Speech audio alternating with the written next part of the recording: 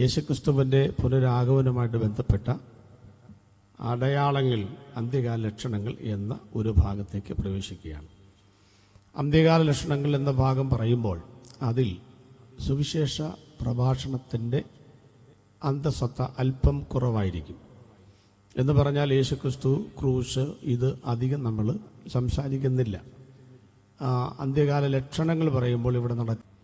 അതുകൊണ്ട് ഇതൊരു സുവിശേഷ പ്രസംഗമല്ല എന്ന് നിങ്ങൾ ചിന്തിക്കരുത്. ഇതിൻ്റെ എല്ലാം ക്ലൈമാക്സ് എന്ന് പറയുന്നത് യേശു ഒരുക്കുന്ന ദൈവരാജ്യത്തിൽ നമ്മൾ എത്തിച്ചേരും എന്നുള്ള സന്ദേശമാണ്. നമുക്ക് ആ ഭാഗത്തേക്ക് തിരിയാം. നല്ല പാട്ടുകളും ആരാധനകളും നമ്മൾ കേട്ടല്ലോ. വളരെ വ്യത്യസ്തമാർന്ന നല്ല സംഗീതത്തിനായിട്ട് ദൈവത്തിന് സ്തോത്രം ചെയ്യും. മർക്കോസിൻ്റെ സുവിശേഷം 13, ലൂക്കോസിൻ്റെ സുവിശേഷം 21, ഈ 3 അധ്യായങ്ങളെ വേദചിന്തകന്മാർ വിളിക്കുന്ന പേര് യഹൂദീയ അധ്യായങ്ങൾ എന്ന പേരാണ്. യഹൂദീയ അധ്യായങ്ങൾ അല്ലെങ്കിൽ യഹൂദൻ്റെ മുപ്പിരിച്ചരട് എന്ന അപരനാമത്തിൽ അറിയപ്പെടുന്ന ഈ 3 അധ്യായങ്ങളിലും പഴയ പുതിയ നിയമങ്ങളുടെ നിരവധി പേജുകളിൽ വിതറിക്കിടക്കുന്ന 150 ലക്ഷണങ്ങളാണ് യേശുവിൻ്റെ വരവിന് മുൻപ് ഈ ലോകത്തിൽ നടക്കേണ്ടത്. ആ 150 ലക്ഷണങ്ങളെ പഠിക്കുവാനുള്ള സൗകര്യത്തിന് വേദചിന്തകന്മാർ 4ആയിട്ട് തിരിച്ചിട്ടുണ്ട്. 1 രണ്ടാമതായി ജാതീയ ലക്ഷണങ്ങൾ എന്ന ഭാഗമാണ്. 3 സഭാലക്ഷണങ്ങൾ എന്നതും 4-ാമത്തേത് പ്രാപഞ്ചിക ലക്ഷണങ്ങൾ എന്നതുമാണ്. 1-ാമത്തേത് ഇസ്രായേൽ ലക്ഷണങ്ങളാണ്. ഇസ്രായേൽ ലക്ഷണങ്ങൾ എന്ന് പറയുന്നത് മത്തായിയുടെ സുവിശേഷം 1-ാം അധ്യായത്തിൻ്റെ 1-ാമത്തെ വാക്യമാണ്. വായിക്കേണ്ടത്, വായിപ്പിക്കുന്നില്ല. അബ്രഹാമിൻ്റെ പുത്രനായ ദാവീദിൻ്റെ പുത്രനായ യേശുക്രിസ്തുവിൻ്റെ വംശാവലി. അവിടെ അബ്രഹാം മുതൽ ദാവീദ് വരെ 14 തലമുറയുണ്ട്. ദാവീദ് മുതൽ ബാബേൽ പ്രവാസത്തോളം 14 തലമുറയുണ്ട്. ബാബേൽ പ്രവാസം മുതൽ ക്രിസ്തു വരെ 14, മൊത്തം 42. അബ്രഹാം മുതൽ പിറകിലേക്ക് ആദാം വരെ 20 തലമുറയുണ്ട്. അപ്പോൾ ടോട്ടൽ 62 തലമുറകൾ. അതിൽ 20 വിട്ടുകളഞ്ഞിട്ട്. എന്തുകൊണ്ട് വിട്ടുകളഞ്ഞു എന്ന് ചോദിച്ചാൽ 2 പിതാക്കന്മാരാണ് പഴയമത്തിൽ നമുക്ക് പരിചയപ്പെടാൻ പറ്റുന്നത്. 1 നരവംശകുലത്തിൻ്റെ പിതാവാണ്, അത് ആദാമാണ്. 2 വിശ്വാസിയുടെ പിതാവാണ്, അതാരാണ്? അബ്രഹാമാണ്. അപ്പോൾ അബ്രഹാമിലാണ് നമ്മൾ വിശ്വാസികൾ പഠിക്കാൻ വേണ്ടിയിട്ട് പരിശുദ്ധാത്മാവ് തുടങ്ങി വച്ചിരിക്കുന്നത്. മറ്റത് പഠിക്കണ്ട എന്നല്ല. അപ്പോൾ അവിടെ മുതൽ ഇങ്ങോട്ട് 62 തലമുറകൾ കഴിയുമ്പോൾ യേശുക്രിസ്തുവിൻ്റെ ജനനമായി. യേശുക്രിസ്തുവിൻ്റെ ജനനം മുതൽ പിന്നെ 33 വർഷത്തെ ചരിത്രം ആരോടും പറയേണ്ട കാര്യമില്ല. അതിനുശേഷം പിന്നെ സംഭവിക്കുന്നത് പ്രധാനപ്പെട്ട സംഭവങ്ങളാണ് ഇസ്രായേലിനെ സംബന്ധിച്ച്. അതിലൊന്ന് AD 70 ലോകത്തിൻ്റെ 72 രാജ്യങ്ങളിലേക്ക് ചിതറിയ ഇസ്രായേലിൻ്റെ ചിതറിപ്പോക്കാണ്. AD 135 115 പരം രാജ്യങ്ങളിലേക്കുള്ള അവരുടെ ഓടിപ്പോക്കും അതിൽപ്പെടും. പിന്നീട് 18ാം നൂറ്റാണ്ടുകളിൽ ലോകത്തിൻ്റെ 19 രാജ്യങ്ങളിൽ യഹൂദന്മാർ ചിതറിപ്പാർത്തു. ഒടുവിൽ ഓട്ടോമൻ സാമ്രാജ്യം വരെ അവർ ഭരിച്ചുകൊണ്ട് അവരുടെ ഭരണ നേതൃത്വത്തിൻ്റെ കീഴിൽ ഇസ്രായേൽ ഭരണം തുടരുകയായിരുന്നു.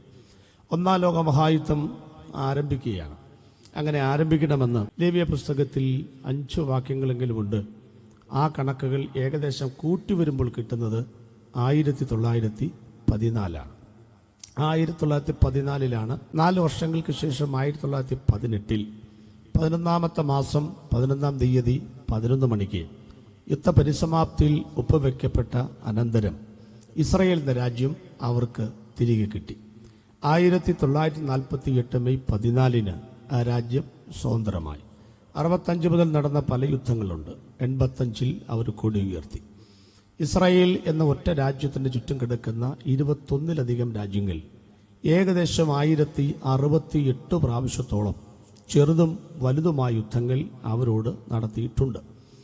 ഇപ്പോൾ നടക്കുന്ന യുദ്ധമടക്കം എന്ന് പറഞ്ഞാൽ ഹമാസുമായിട്ടുള്ള പ്രശ്നങ്ങൾ, ഗാസ മുനമ്പിൽ വെസ്റ്റ് ബാങ്കിൽ നടക്കുന്ന പശ്ചിമേഷ്യൻ സംഘർഷാവസ്ഥകൾ വരെ ഞാൻ വേദപുസ്തകത്തിൻ്റെ അടിസ്ഥാനത്തിൽ വിശദീകരിക്കുമ്പോഴാണ് ജാതീയ ലക്ഷണങ്ങൾ ആകുന്നത്. രണ്ടാമത്തേത് ജാതീയ ലക്ഷണങ്ങളാണ്. ഇസ്രായേൽ ലക്ഷണങ്ങളാണ് ആദ്യം പറഞ്ഞത്. ജാതീയ ലക്ഷണങ്ങൾ എന്ന് പറയുന്നത് ദാനിയേൽ പ്രവചനത്തിൽ രാജാവ് കണ്ടതും ദാനിയേലിന് ദൈവം തമ്പുരാൻ വെളിപ്പെടുത്തി കൊടുത്തതുമായ ഒരു സ്വർണ്ണബിംബത്തിൻ്റെ ചരിത്രമാണ്. തല തങ്കം കൊണ്ട്, നെഞ്ചും കൈയും വെള്ളി, കാൽ പകുതി ഇരുമ്പ്, കളിമണ്ണ്. ഒന്നാമത്തെ സാമ്രാജ്യമെന്ന് നമ്മൾ പറയുന്ന ചരിത്രത്തിലെ രണ്ടാം സാമ്രാജ്യമായ ബാബേൽ, അതിന് മുൻപുള്ള സാമ്രാജ്യമാണ് സിറിയൻ അല്ലെങ്കിൽ അശൂർ സാമ്രാജ്യം. രണ്ടാം സാമ്രാജ്യമെന്ന് നമ്മൾ പറയുന്ന മേദ്യരും പാർസികളും അടങ്ങുന്ന പേർഷ്യൻ സാമ്രാജ്യം.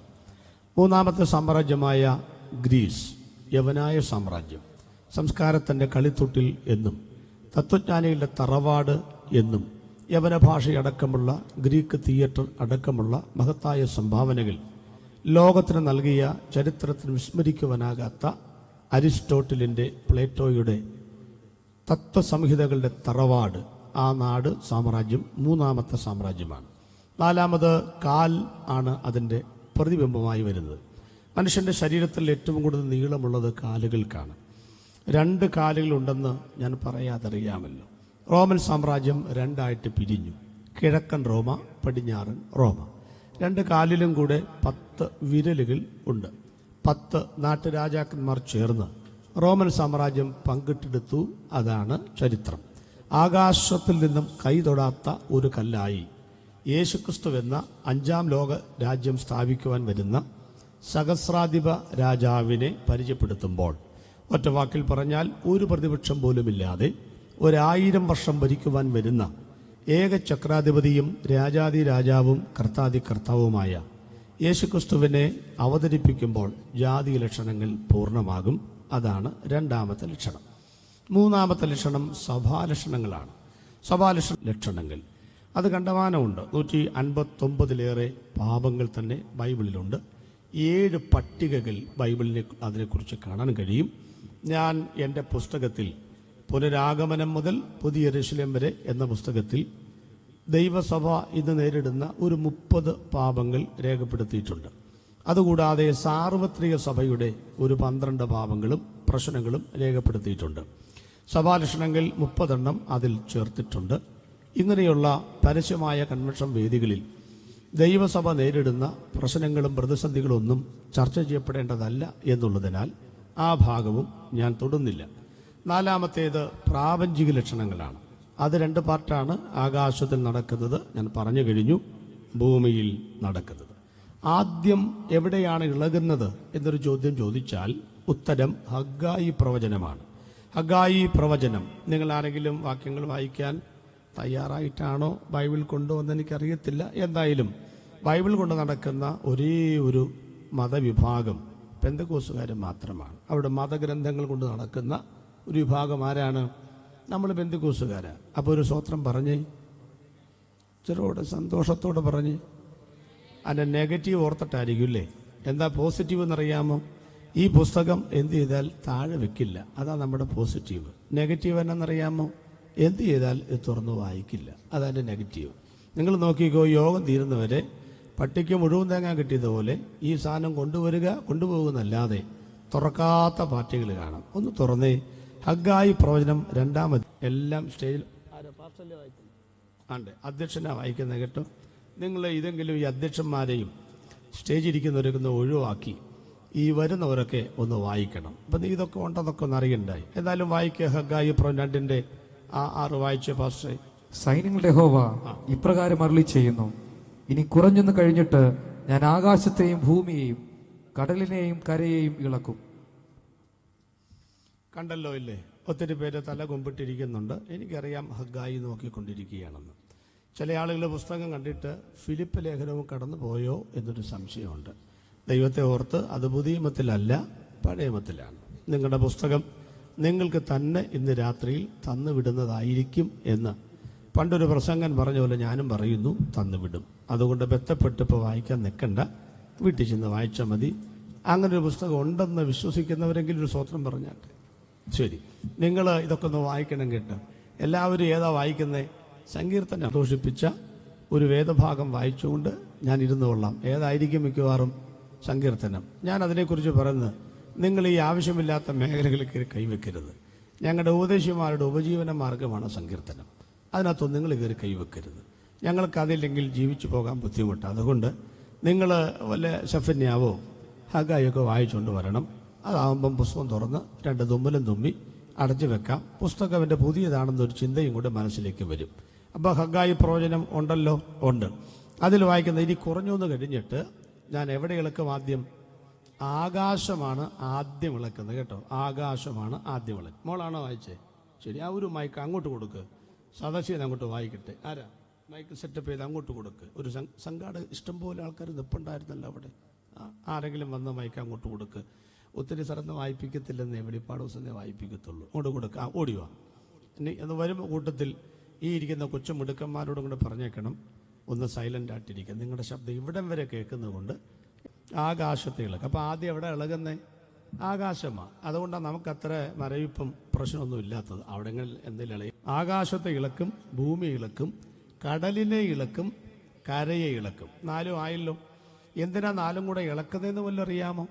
അടുത്ത താഴെയുള്ള വാക്യം എന്താ? സകല ജാതികളുടെയും മനോഹര വസ്തു 2 കാലും അതിനകത്തോട്ടിട്ട് ഉറക്കം വരാതിരിക്കാനാണ് പിന്നീട് കേട്ടത്. അങ്ങനെയൊക്കെ ആ ചേച്ചി പഠിക്കുന്നത്. ഞാനൊന്നും പഠിക്കത്തില്ല, അന്നും പഠിക്കത്തില്ല, ഇന്നും പഠിക്കത്തില്ല. അപ്പം അങ്ങനെ ഞാൻ ആ ദിവസം ആകുമ്പം പുസ്തകം എടുത്ത് നോക്കും, ഏതാണ്ടൊക്കെ നോക്കും. ഹിന്ദിയൊക്കെ അല്ലയോ, അതൊക്കെ വലിയ പാരഗ്രാഫിൻ്റെ നടുക്ക് നിന്ന് മേളോട്ട് എഴുതി വെക്കും, അവിടെ താഴോട്ടും എഴുതി വെക്കും. അങ്ങനെയൊക്കെയാണ് ഞാൻ ചെയ്യുന്നത്. നിങ്ങളുടെ ചിരി കണ്ടാൽ അറിയാം നിങ്ങളും അങ്ങനെയൊക്കെ തന്നെയാണ് പലരും എഴുതിയത്. എന്തായാലും അങ്ങനെയൊക്കെ എഴുതി വെച്ച് പേപ്പർ അങ്ങോട്ട് ഫില്ലാക്കി വെച്ചാൽ മതിയല്ലോ. അപ്പോൾ ആ സമയത്ത് ചേച്ചി ഇങ്ങനെ ബക്കറ്റിനകത്തൊക്കെ വെള്ളം നിറച്ച് ഇപ്പം ഞാൻ ചെന്ന് നോക്കുമ്പോൾ രാത്രി കില്ലൊന്ന് വായിക്കുക. ഇതൊക്കെയാണെങ്കിലും ഞാൻ 10ാം ക്ലാസ്സിൽ ചെല്ലുമ്പം ചേച്ചി 10ാം ക്ലാസ്സിലുണ്ട്, അവിടെയുണ്ട്. ഞങ്ങൾ പിന്നെ ഒരുമിച്ചാണ് 10ാം ക്ലാസ്സിൽ പഠിച്ചത്. ഡിവിഷൻ മാറിയെന്ന് മാത്രമേ ഉള്ളൂ. അവളിക്കകത്ത് ഡിയിലും ഞാൻ ബിയിലുമായിരുന്നു. അപ്പോൾ എൻ്റെ അമ്മയുടെ അമ്മ ഈ തൈരിനകത്ത് ഈ കടകോലിട്ടിളക്കുന്ന ഒരു പരിപാടിയുണ്ട്. പഴയ ആളുകൾക്കൊക്കെ അറിയാം. ഇപ്പം എല്ലാം കൂടെ പാക്കറ്റിനകത്ത് വാങ്ങാൻ കിട്ടുമല്ലോ. അപ്പോൾ അതിനങ്ങനെ ഈ വെറുതെ കടകോല അങ്ങോട്ടും ഇങ്ങോട്ടും അത്രയേ ഉള്ളൂ, വേറെ തിരിക്കലൊന്നുമില്ല. ചേച്ചിക്കപ്പാണെങ്കിൽ വേറെ ഒരു ശബ്ദവും കേൾക്കാൻ മേലെ പഠിക്കുന്നത്. പറയും എൻ്റെ അമ്മൂമ്മയൊന്നും മിണ്ടാതിരിക്കുക. അപ്പം അമ്മ പറയുന്നൊരു വാക്ക് പണ്ട് ഞാൻ ശ്രദ്ധിച്ചിട്ടുണ്ട്. മക്കളെ, നിങ്ങൾ ധൈര്യമായിട്ട് പഠിച്ചോ. ചുമ്മാ അമ്മാമ്മയ്ക്ക് തലയ്ക്ക് വട്ടായിട്ട് തിരിക്കുന്നൊന്നുമല്ല. ഇതിനകത്ത് തൈരുണ്ട്, ഇതിനകത്ത് മോരുണ്ട്, ഇതിനകത്ത് വില കൂടിയ വെണ്ണയുണ്ട്, വില കുറഞ്ഞ പിശറായി കിടക്കുന്ന വെള്ളവും ഉണ്ട്. ഞാനീ തിരിച്ചു നേരം വെളുക്കുമ്പോഴേക്കും മക്കൾ നോക്കിയ 4 വഴിക്ക് തിരിഞ്ഞിരിക്കും. ഇതിൻ്റെ ആത്മീക അർത്ഥത്തിലേക്ക് വരാം. 150 ലക്ഷണങ്ങൾ ആകുന്ന കടകോലിട്ട് ദൈവം തമ്പുരാൻ ആകാശത്തെയും ഭൂമിയെയും കടലിനെയും കരയും ഇളക്കുന്നത് ചുമ്മാ ഇളക്കുന്നല്ല, പലതോടെ വേർതിരിയപ്പെടുവാനായിട്ട് പോവുകയാണ്. ഇരുളും വെളിച്ചവും നന്മയും തിന്മയും സ്വർഗവും നരകവും കുന്നും കുഴിയും എല്ലാം ഇവിടെ വേർതിരിക്കപ്പെടാൻ പോവുകയാണ്. വേദപുസ്തകത്തിൻ്റെ ഭാഷയിൽ പറഞ്ഞാൽ ദൈവാലയവും വിഗ്രഹവും ചെന്നായ്ക്കളും കുഞ്ഞാടുകളും വിശുദ്ധന്മാരും അശുദ്ധന്മാരുമൊക്കെ ഇവിടെ വേർതിരിക്കപ്പെടാൻ പോവുകയാണ്. എന്നിട്ട് എന്തോ വരുമെന്നറിയാമോ? ചുമ്മാ ഇങ്ങനെ കടയുന്ന പോലെ കടയുന്നല്ല, സകല ജാതികളുടെയും മനോഹര വസ്തു ഇവിടെ വരികയും ചെയ്യും. ഏതാ സകല ജാതികളുടെയും മനോഹര വസ്തു എന്നറിയുന്നത്? വന്യവയോധികനായ ശിമയോൻ യേശു കർത്താവിനെ കയ്യിൽ എടുത്തിട്ട് ആകാശത്തിലേക്ക് നോക്കി ആത്മഗതം എന്ന വണ്ണം ഇങ്ങനെ പറഞ്ഞു, ഇപ്പോൾ നാഥ അടിയനെ സമാധാനത്തോടെ പറഞ്ഞേക്കണമേ.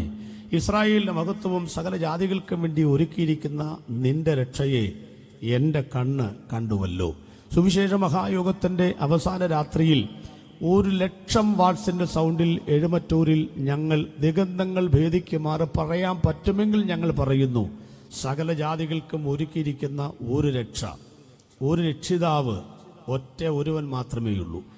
എഴുത്തുകാരന്റെ ഭാഷയിൽ പറഞ്ഞാൽ ജാതി മത വർഗ വർണ്ണ കുലീന കുലഹീന ആര്യ ചണ്ടാല ശക ദാസ ബർബരാദി വൈകൃതങ്ങൾ ഭേദമന്യേ ലക്ഷം വീട്ടിൽ താമസിക്കുന്നവനും ലക്ഷപ്രഭുവിനും കോടീശ്വരനും ഒരു ഓണക്കോടി വാങ്ങുവാൻ പണമില്ലാത്തവനും അമേരിക്കക്കാരനും ആഫ്രിക്കക്കാരനും ഹർത്താൽ കറുത്തവനും വെളുത്തവനും മുതലാളിക്കും തൊഴിലാളിക്കും വിദ്യാസമ്പന്നനും വിദ്യാവഹീനനും സ്ഥല കുല വ്യത്യാസമില്ലാതെ അടിമ യജമാനൻ വ്യത്യാസമില്ലാതെ ആകാശത്തിന്റെ കീഴിൽ ഭൂമിക്ക് മുകളിൽ ഒരു ദൈവമുണ്ടെങ്കിൽ ഞങ്ങൾ പ്രസംഗിക്കുന്ന വാഴ്ത്തപ്പെട്ട കർത്താവായ യേശുവിന്റെ നാമമാണത്. സർവ്വജനത്തിനും ഉണ്ടാകുവാനുള്ള മഹാസന്തോഷമാണ് യേശു ജനിച്ചപ്പോൾ സുവിശേഷീകരിച്ചത്. അപ്പോസ്തലന്മാർ ശക്തമായി പറഞ്ഞത്, മറ്റൊരുവനിലും മറ്റൊരിടത്തും മറ്റൊരുത്തിയിലും രക്ഷയില്ല. ആകാശത്തിന്റെ കീഴിൽ ഭൂമിക്ക് മുകളിൽ രക്ഷയ്ക്കായി ദൈവം വേറെ നാമം നൽകപ്പെട്ടിട്ടില്ല. അപ്പൊ യേശുക്രിസ്തുവിന്റെ പുനരാഗമനമാണ് ഈ ഇളക്കങ്ങളിലൂടെ നടക്കുവാൻ പോകുന്നത്. അതുകൊണ്ട് ആ ഇളക്കങ്ങളിൽ ആകാശത്തിന്റെ ലക്ഷണങ്ങൾ ഞാൻ അന്ന് പറഞ്ഞതാണ്. എത്ര പേര് അവിടെ വന്നെന്നറിയത്തില്ല. എന്തായിരുന്നാലും ഞാൻ ചോദിച്ചു മനസ്സിലാക്കി 1-2 കിലോമീറ്ററേ ഉള്ളൂ അവിടേക്ക്. അതുകൊണ്ട് ആരെങ്കിലുമൊക്കെ വന്ന് കാണുമല്ലോ. സ്വന്തം പള്ളിമുറ്റത്ത് യോഗം വെച്ചാലും വരാത്തവരുണ്ടെങ്കിലും ദൂരെയൊക്കെ പോകുന്നവരും ഉണ്ടല്ലോ. അതുകൊണ്ട് ഞാൻ ആ ഭാഗം തൊടുന്നില്ല. ആകാശം വിട്ട് അന്ന് ഞാൻ വായിച്ചു നിർത്തിയ വേദഭാഗം 6-ാം അധ്യായത്തിന്റെ 12-ാമത്തെ വാക്യമാണ് വെളിപ്പാട് പുസ്തകം. വെളിപ്പാട് പുസ്തകം 6-ാം അധ്യായത്തിന്റെ 12-ാമത്തെ വാക്യം ഒന്ന് വായിച്ച്. വെളിപ്പാട് പുസ്തകം 6-ാം അധ്യായം അതിന്റെ 12-ാമത്തെ വാക്യം വായിച്ചാട്ടെ. 6-ാം മുദ്ര പൊട്ടിച്ചപ്പോൾ മോളവിടെ വായിക്കാൻ തയ്യാറായി നിൽക്കുക. വായിച്ചു. നിങ്ങൾ തമ്മിലൊരു മത്സരം വേണ്ട. വായിച്ചു. ആ മൈക്കൊന്ന് ഓണാക്കി കൊടുക്ക്. അത് ഓണാക്കി കൊടുക്ക്. ശരിയാ വായിച്ചത്. വായിക്ക്. 6-ാം മുദ്ര പൊട്ടിച്ചപ്പോൾ വലിയൊരു ഭൂകമ്പമുണ്ടായി. സൂര്യൻ കരിമ്പടം പോലെ കറുത്തു, ചന്ദ്രൻ മുഴുവനും രക്തതുല്യമായി തീർന്നു. ഒന്നുകൂടെ. 6-ാം മുദ്ര പൊട്ടിച്ചപ്പോൾ അല്ല, അത് ഒന്നുകൂടെ അതിന്റെ ബാക്കിയോട് വായിക്കാൻ. അത്തിവൃക്ഷം പെരുങ്കാറ്റുകൊണ്ട് കുലുങ്ങിയിട്ട് കായ് ഉതിർക്കും പോലെ ആകാശത്തിലെ നക്ഷത്രങ്ങൾ ഭൂമിയിൽ വീണു. 4 കാര്യങ്ങൾ അവിടെ രേഖപ്പെടുത്തിയിട്ടുണ്ട്. 1, അപ്പോൾ വലിയ ഭൂകമ്പം ഉണ്ടായി. 2, സൂര്യൻ കരിമ്പടം പോലെ കറുത്തു. 2, ചന്ദ്രൻ രക്തതുല്യമായി മാറിപ്പോയി. 3, അത്തിക്കായകൾ പഴുത്തിട്ട് അത്തിവൃക്ഷത്തിൽ നിന്ന് അതിന്റെ കായ്ഫലങ്ങൾ താഴെ വീഴുന്ന പോലെ ആകാശത്തിൽ നിന്ന് നക്ഷത്രങ്ങൾ താഴെ വീണു. അതിൽ എഴുമറ്റൂര് ഞാൻ പറഞ്ഞു നിർത്തിയത് സൂര്യൻ കരിമ്പടം പോലെ കറുക്കും, ചന്ദ്രൻ രക്തതുല്യമായി മാറിപ്പോകും, നക്ഷത്രങ്ങൾ ഭൂമിയിൽ വന്ന് വീഴും. നക്ഷത്രങ്ങളല്ല, ഉൽക്കകൾ. അതാണ് കറക്റ്റ് ട്രാൻസ്ലേഷൻ. അതൊക്കെ പറഞ്ഞാണ്. ഇത് നമുക്ക് ആകാശ ലക്ഷണങ്ങൾ വിട്ടിട്ട് നേരെ ഭൂമിയിലേക്ക് വരാം. ഭൂമിയിൽ ചവിട്ടി നിന്നിട്ട് വേണമല്ലോ അഭ്യാസമെടുക്കാൻ എന്ന് പറഞ്ഞുകൊണ്ട് നമുക്കൊക്കെ ഭൂമിയുള്ള കാര്യങ്ങളാണ് കൂടുതൽ പരിചയമുള്ളതല്ലേ. നമുക്ക് അവിടെയുള്ള കാര്യം പരിചയമാണ്. നമുക്ക് കൊണ്ടുവരാം. അപ്പോൾ വലിയ ഭൂകമ്പം ഉണ്ടായി. അവിടെ തുടങ്ങി കുറച്ച് കാര്യങ്ങൾ വരാം. ഇടയ്ക്ക് നമ്മൾ ഓഫറിംഗ് എടുക്കുന്നതാണ്. ഓഫറിംഗ് എടുത്തതിന് ശേഷം ബാക്കി നമ്മൾ തുടരും. സമാപന ദിവസമാണല്ലോ, സമയം കൃത്യമായിട്ടൊക്കെ പറഞ്ഞിട്ടുണ്ട്. ഞാനൊന്നുകൂടെ അത് ഓർപ്പിക്കാം. അപ്പോൾ വലിയ ഭൂകമ്പം ഉണ്ടായി. ഇപ്പം നമ്മൾ ആദ്യം ഇപ്പം ചിന്തിക്കാൻ പോകുന്നത് എന്തുവാ? ഭൂകമ്പത്തെക്കുറിച്ചാണ് ചിന്തിക്കാൻ പോകുന്നത്. ഒന്ന് ചിന്തിച്ചോളൂ. ഈ ഭൂകമ്പം ഇപ്പം എല്ലാവർക്കും പരിചയമായി തുടങ്ങി ഇല്ലേ? ഭൂകമ്പം. ഈ ഭൂമിക്ക് കമ്പനം ഉണ്ടാകുന്നു. അതിൻ്റെ പേരാണ് എന്തോന്ന്? ഭൂകമ്പം. നമുക്ക് മനസ്സിലാക്കാൻ പറ്റാത്തതുപോലെയുള്ള കാര്യങ്ങളൊന്നും പറയുന്നില്ല. കാരണം പറയാൻ എനിക്ക് അറിയത്തുമില്ല. അതാണ് കാര്യം. ഞാനൊരു സാധാരണക്കാരനാണ്. 25 വർഷം പാസ്റ്ററായിരുന്നു 10 സഭകളിൽ. അപ്പോൾ എൻ്റെ സഭയിലുള്ള ആളുകൾ ചോദിക്കും, പാസ്റ്ററെ സൂര്യൻ എങ്ങനെയാ കറക്കുന്നേ, ഭൂകമ്പം എങ്ങനെ ഉണ്ടാകും ചോദിക്കുമ്പം ഇപ്പം 70 രൂപ എന്നൊരു സമയം ചോദിച്ചാൽ ഞാൻ പറയും അരാമ്യ പദം നോക്കട്ടെ, അടുത്ത പ്രാവശ്യം വരുമ്പോൾ പറഞ്ഞു തരാമെന്നൊക്കെ പറഞ്ഞ് വണ്ടി കയറി പോകാം. പക്ഷെ സ്വന്തം സഭയിൽ അരാമ്യ പദം നോക്കിയാലും വേണ്ടില്ല, നോക്കിയില്ലെങ്കിലും വേണ്ടില്ല, അടുത്ത പ്രാവശ്യം ഇല്ലുമ്പോൾ പറയണ്ടായോ?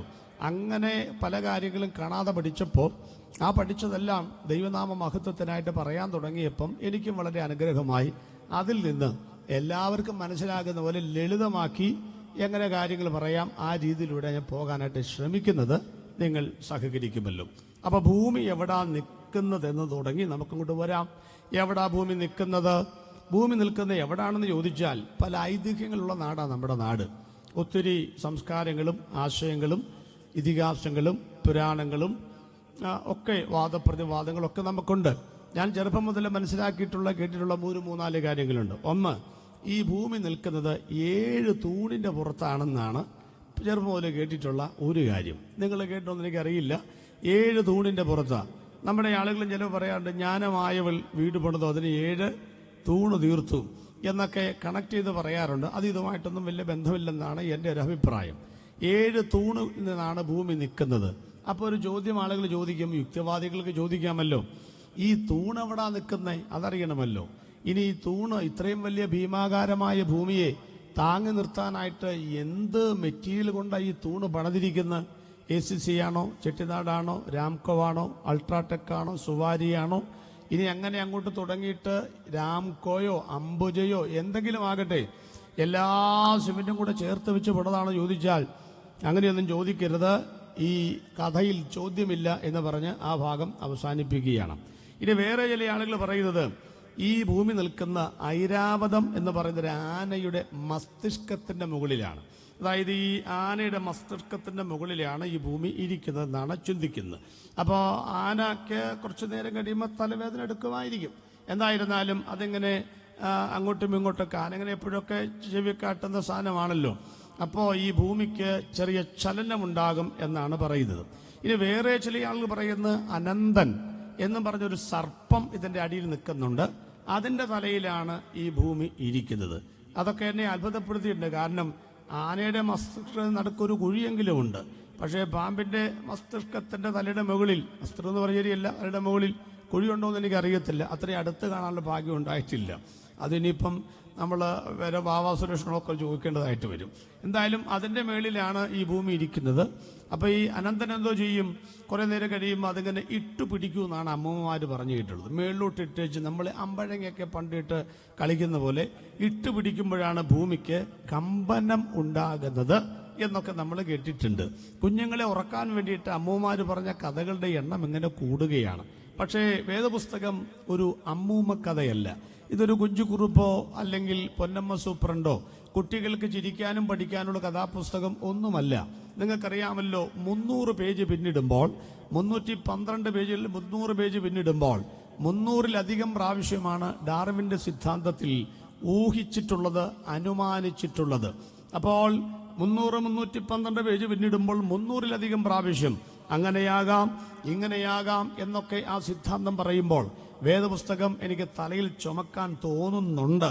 എന്താ കാര്യം?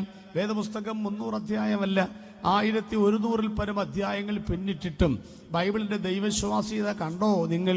ഉൽപ്പത്തി ആരംഭിക്കുന്ന വാക്യം കണ്ടോ? ആദിയിൽ ദൈവം ആകാശവും ഭൂമിയും സൃഷ്ടിച്ചു. ലോകത്തിലുള്ള 1,800 കോടി ആളുകളെ 4 ഭാഗത്തേക്ക് തിരിച്ചാൽ അവരൊക്കെ ചോദ്യം ചോദിക്കും. ഒരു ചോദ്യം ചോദിക്കും, ഒന്നാമത്തെ വിഭാഗം കിഴക്ക് നിന്ന് എന്നാണാവോ?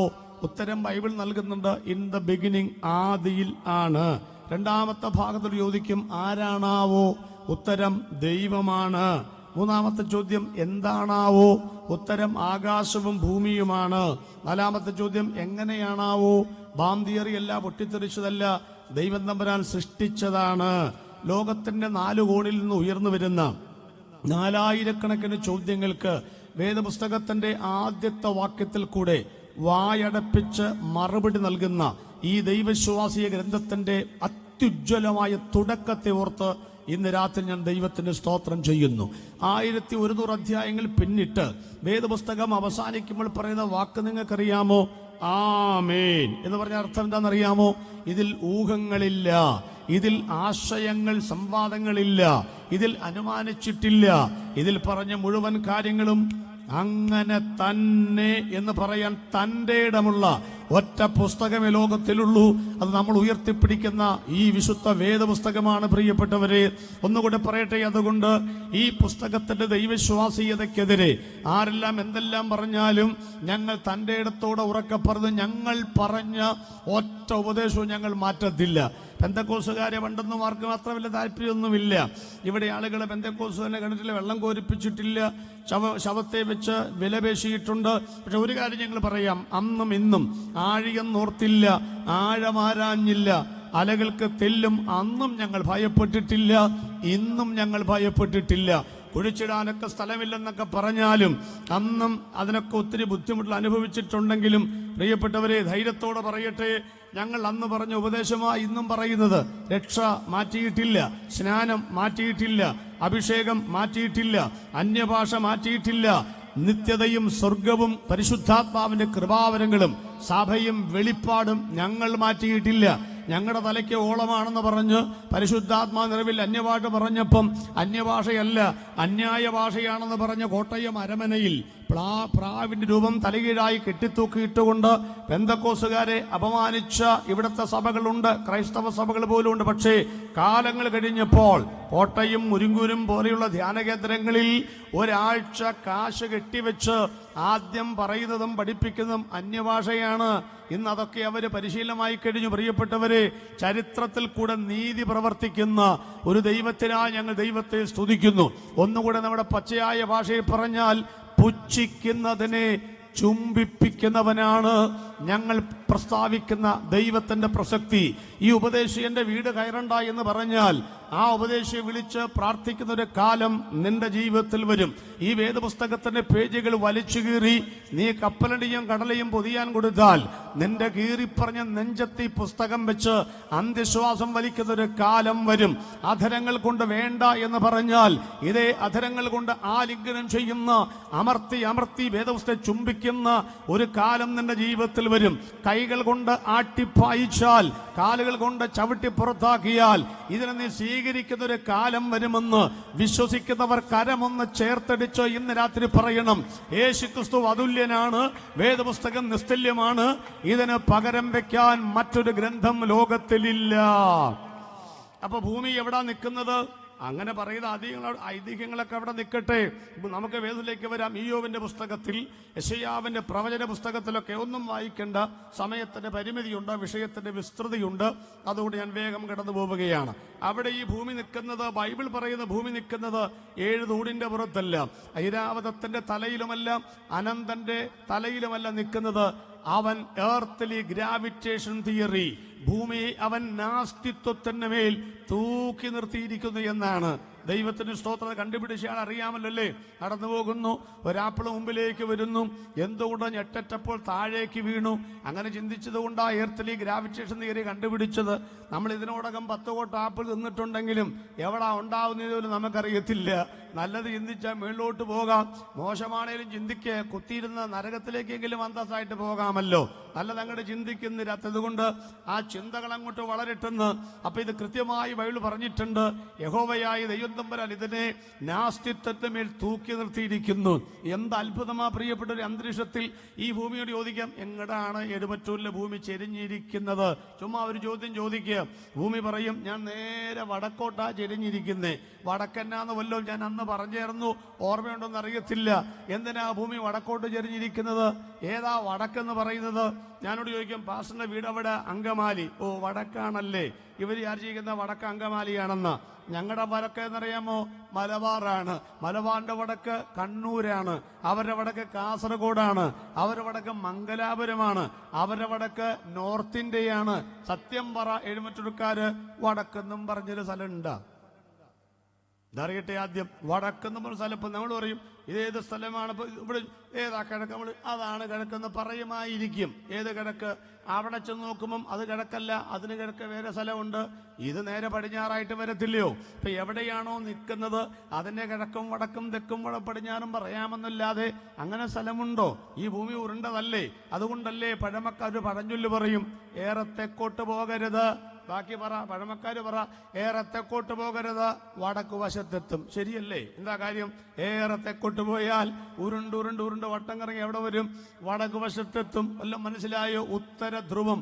അതിനായി വടക്ക് വശം എന്ന് പറയുന്നത്. നാരായണപിള്ള സാറ് പണ്ട് ബോർഡൊക്കെ തൂക്കിയിട്ട് ഭൂപടത്തിന്റെ പടം വെച്ചും ചൂരവടി കൊണ്ട് കാണിക്കും, മുകളിൽ അതാണ് ഉത്തര ധ്രുവം. നക്ഷത്രങ്ങൾ ഇല്ലാത്ത, മിൽക്കി വേ ഇല്ലാത്ത, ക്ഷീരപഥങ്ങൾ ഇല്ലാത്ത, ഒരു നക്ഷത്ര കുഞ്ഞു പോലും ഇല്ലാത്തൊരു സ്ഥലമുണ്ടെന്നേ. അതിന്റെ പേരാണ് വടക്ക്.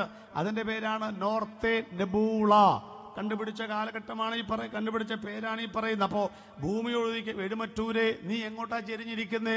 വടക്കോട്ട് ചെരിഞ്ഞിരിക്കുകയാണ്. എന്താണാവോ നീ വടക്കോട്ട് ചെരിയാൻ കാരണം? ഉത്തരം, ആദിയിൽ ദൈവം ആകാശവും എന്നെയും സൃഷ്ടിച്ചു. എന്റെ സൃഷ്ടിതാവ് വടക്ക് വശത്തായി ഇരിക്കുന്നേ. കിഴക്കോട്ട് തിരിയുന്നവരൊന്ന് ശ്രദ്ധിക്കണേ. എന്റെ സൃഷ്ടിതാവ് വടക്ക് വശത്തായി ഇരിക്കുന്നേ. വടക്കിന് ഉത്തര ധ്രുവം മുകളിൽ, അങ്ങോട്ടാ തിരിയേണ്ടത്. ചില ആളുകൾ പ്രാർത്ഥിക്കാമെന്ന് പറയുമ്പോൾ നേരെ കിഴക്കോട്ട് വെച്ച് പിടിക്കും. ആരാ അവിടെ നിന്ന് ആർക്കറിയാം? ചിലക്ക് വരെ കിഴക്കും അറിയാൻ മേല, പടിഞ്ഞാറും അറിയാൻ മേലാത്തതുകൊണ്ട് വൈപ്പിൽ ലൈറ്റ് ഹൗസ് തിരിയുന്ന പോലെ അങ്ങോട്ടും ഇങ്ങോട്ടും തിരിഞ്ഞുകൊണ്ടിരിക്കും. പ്രാർത്ഥിച്ചിരുമ്പോഴേക്കും അതങ്ങ് നിൽക്കുകയും ചെയ്യും. എന്തെങ്കിലും ആകട്ടെ, തിരിയാണെങ്കിൽ നേരെ വടക്കോട്ട് ഉത്തര ധ്രുവത്തിലേക്ക് തിരിയുക. ഭൂമി പറയുന്നു, ഞാൻ അങ്ങോട്ട് എന്നെ സൃഷ്ടിച്ച ദൈവത്തെ ഞാൻ കുമ്പിട്ട് നമസ്കരിക്കുകയാണെന്ന്. ഭൂമിശാസ്ത്രം പഠിച്ചിട്ടില്ലേ നിങ്ങൾ? അല്പം ചെരിവ് കൂടിയിരുന്നെങ്കിൽ ഇത് തണുത്തുറഞ്ഞു കിടക്കുന്ന ചൊവ്വാഗ്രഹം പോലെ ആയേനെ. ഇത്രയും ചെരിഞ്ഞില്ലായിരുന്നുവെങ്കിലോ തിളച്ചു മറിയുന്ന ശുക്രനെ പോലെ ആയേനെ. അതിന്റെ അർത്ഥം വല്ലോ നിങ്ങൾക്ക് മനസ്സിലായോ? ഞാൻ പറയാം. എന്ന് പറഞ്ഞാൽ ഈ ഭൂമിയിൽ നിന്നാണ് മനുഷ്യനെ ഉണ്ടാക്കിയത്. ഈ മണ്ണ് കൊണ്ടാണ് നമ്മളെ ഉണ്ടാക്കിയത്. അപ്പൊ മണ്ണ് ചെരിഞ്ഞിരിക്കുന്ന കാര്യം മനസ്സിലായോ? തണുത്ത് ഉറയാനും പാടില്ല, തിളച്ച് മറിയാനും പാടില്ല. അർത്ഥം വല്ല മനസ്സിലായോ?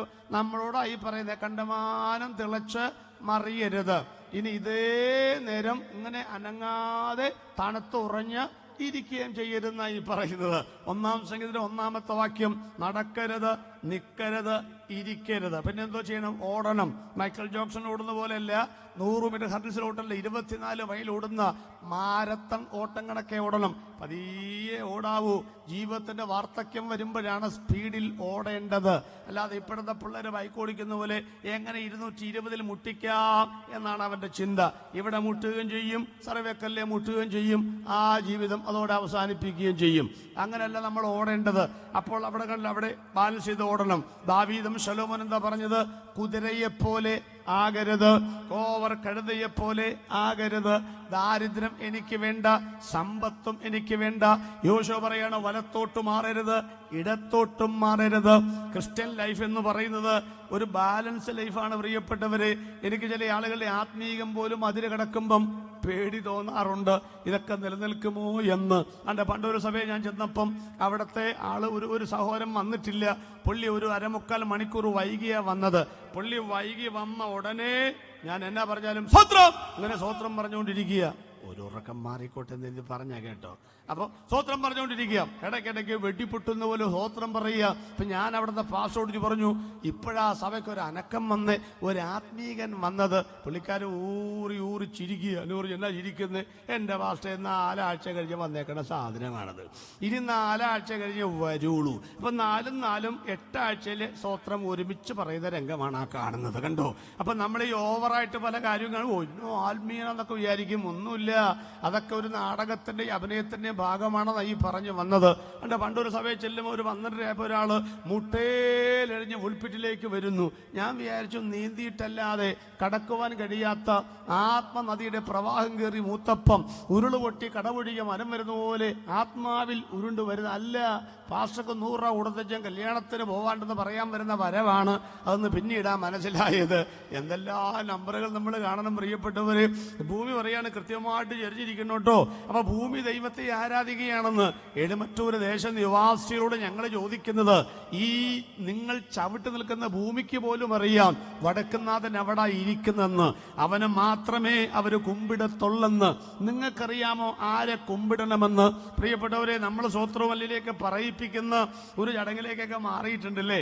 വർഷിപ്പ് ലീഡേഴ്സൊക്കെ വന്ന് അടുത്തിരിക്കുന്നവർ കൈ കൊടുത്തിട്ട് പറ, ചിരിച്ചോണ്ട് പറ, ദൈവം ഇന്ന് തന്നെ അനുഗ്രഹിക്കും. ഇങ്ങനെ കുറേയൊക്കെ പറഞ്ഞ് അത് പറയാൻ വേണ്ടി നമ്മൾ നോക്കി നിൽക്കുക.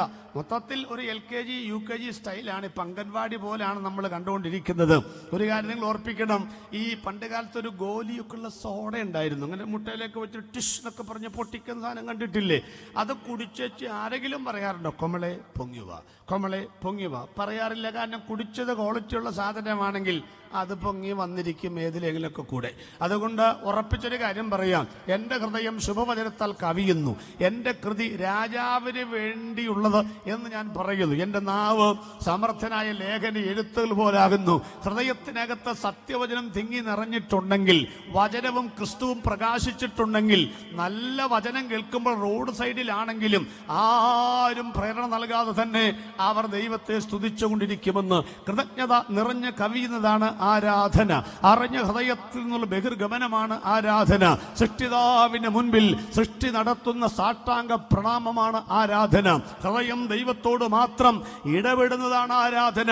ഈ ആരാധന ഞങ്ങൾക്ക് നല്ല വശമുണ്ടെന്നേ ജില്ലാ കളക്ടർ അടക്കം മന്ത്രിമാരടക്കമൊക്കെ സമൂഹത്തിൽ ഉയർന്ന ഉദ്യോഗസ്ഥന്മാരൊക്കെ ഉണ്ടല്ലോ. പള്ളി പോകുന്ന സമയത്തൊക്കെ റോഡ് സൈഡിൽ നിൽക്കുന്ന, മെഴുകുതിരി കത്തിക്കുന്ന, പേരും ഊരും അറിയില്ലാത്ത ഇഷ്ടംപോലെ ദേവന്മാരുടെയും ദൈവങ്ങളുടെ മുമ്പിലൊക്കെ നിന്നുകൊണ്ട് കൈകൂപ്പി നമസ്കരിക്കുന്ന നമ്മൾ കണ്ടിട്ടില്ലേ? പക്ഷെ ചട്ടയും മുണ്ടുമുടുത്ത പെന്തക്കോസിലെ അമ്മച്ചിയാന്ന് പറഞ്ഞാലും, പള്ളിക്കൂടത്തിന്റെ പടിവാതിൽ കണ്ടിട്ടില്ലെന്ന് പറഞ്ഞാലും, ഒറ്റ വഴിയിൽ ദൈവത്തിന് മുമ്പാകെ ഞങ്ങൾ കുമ്പിടില്ല. ഞങ്ങൾ കുമ്പിടുന്നത് ആ മലയിലും ഈ മലയിലും അല്ലെന്ന് സത്യ നമസ്കാരികൾ ആരാധിക്കുന്ന പോലെ ശരിയായ ദൈവത്തിന് മുമ്പിൽ മാത്രം കുമ്പിടാൻ കൃപ ലഭിച്ച ദൈവജനത്തിനായി ഇന്ന് രാത്രി ഞങ്ങൾ ദൈവത്തിന് സ്തോത്രം. അതുകൊണ്ട് ഭൂമിയും അതിന്റെ പൂർണ്ണതയും ഭൂതലവും അതിന്റെ നിവാസികളും യഹോവയ്ക്കുള്ളതാകുന്നു. സകല ഭൂസിമാവാസികളും ഉള്ളായുള്ളവരെ എങ്കിലേക്ക് തിരിഞ്ഞ് രക്ഷപ്പെട്ടുകൊള്ളുവീൻ. എന്താ അങ്ങനെ പറയാൻ കാര്യമെന്നറിയാമോ? ഈ ഭൂമിയെ 3ആയിട്ടാ തിരിച്ചിരിക്കുന്നത്. ഒന്ന്, ക്രിസ്തു ക്രസ്റ്റ്. ഇയ്യോബിന്റെ പുസ്തകം എടുത്തു വെക്ക്, 28:5 എടുത്തു വെക്ക്. ഇയ്യോബ് 28:5 ഞാൻ പറഞ്ഞൊക്കെ അവിടെ ഉണ്ടോന്ന് അറിയണമല്ലോ. ഒന്നാമത് തിരിച്ച് ഭൂമിയെ 3ആയിട്ടാ തിരിച്ച്. ഒന്ന് ക്രസ്റ്റ്, 35 കിലോമീറ്റർ ദൂരമാണ് ക്രസ്റ്റ്. രണ്ടാമത്തെ ഭാഗം മാൻഡിൽ എന്ന് പറയും, 2870 കിലോമീറ്റർ ഘനമാണ് രണ്ടാമത്തെ ഭാഗത്തിൽ. മൂന്നാമത്തെ ഭാഗമാണ് നമ്മൾ പറയുന്ന കോർ അല്ലെങ്കിൽ കോർ അല്ലെങ്കിൽ ഉൾക്കാമ്പ്. അത് ഏറ്റവും അകത്തേക്ക് പോകും. നമ്മളതിന് ഇട്ടിരിക്കുന്ന പേര് എരിയുന്ന നരകം എന്ന് തന്നെയാണ്. ഇനി അങ്ങനെ ബൈബിളിൽ ഉണ്ടോ നമുക്ക് നോക്കണ്ടേ? ഇനി വായിക്കുക, യോബ് 28:5 വാക്യം വായിക്കുക.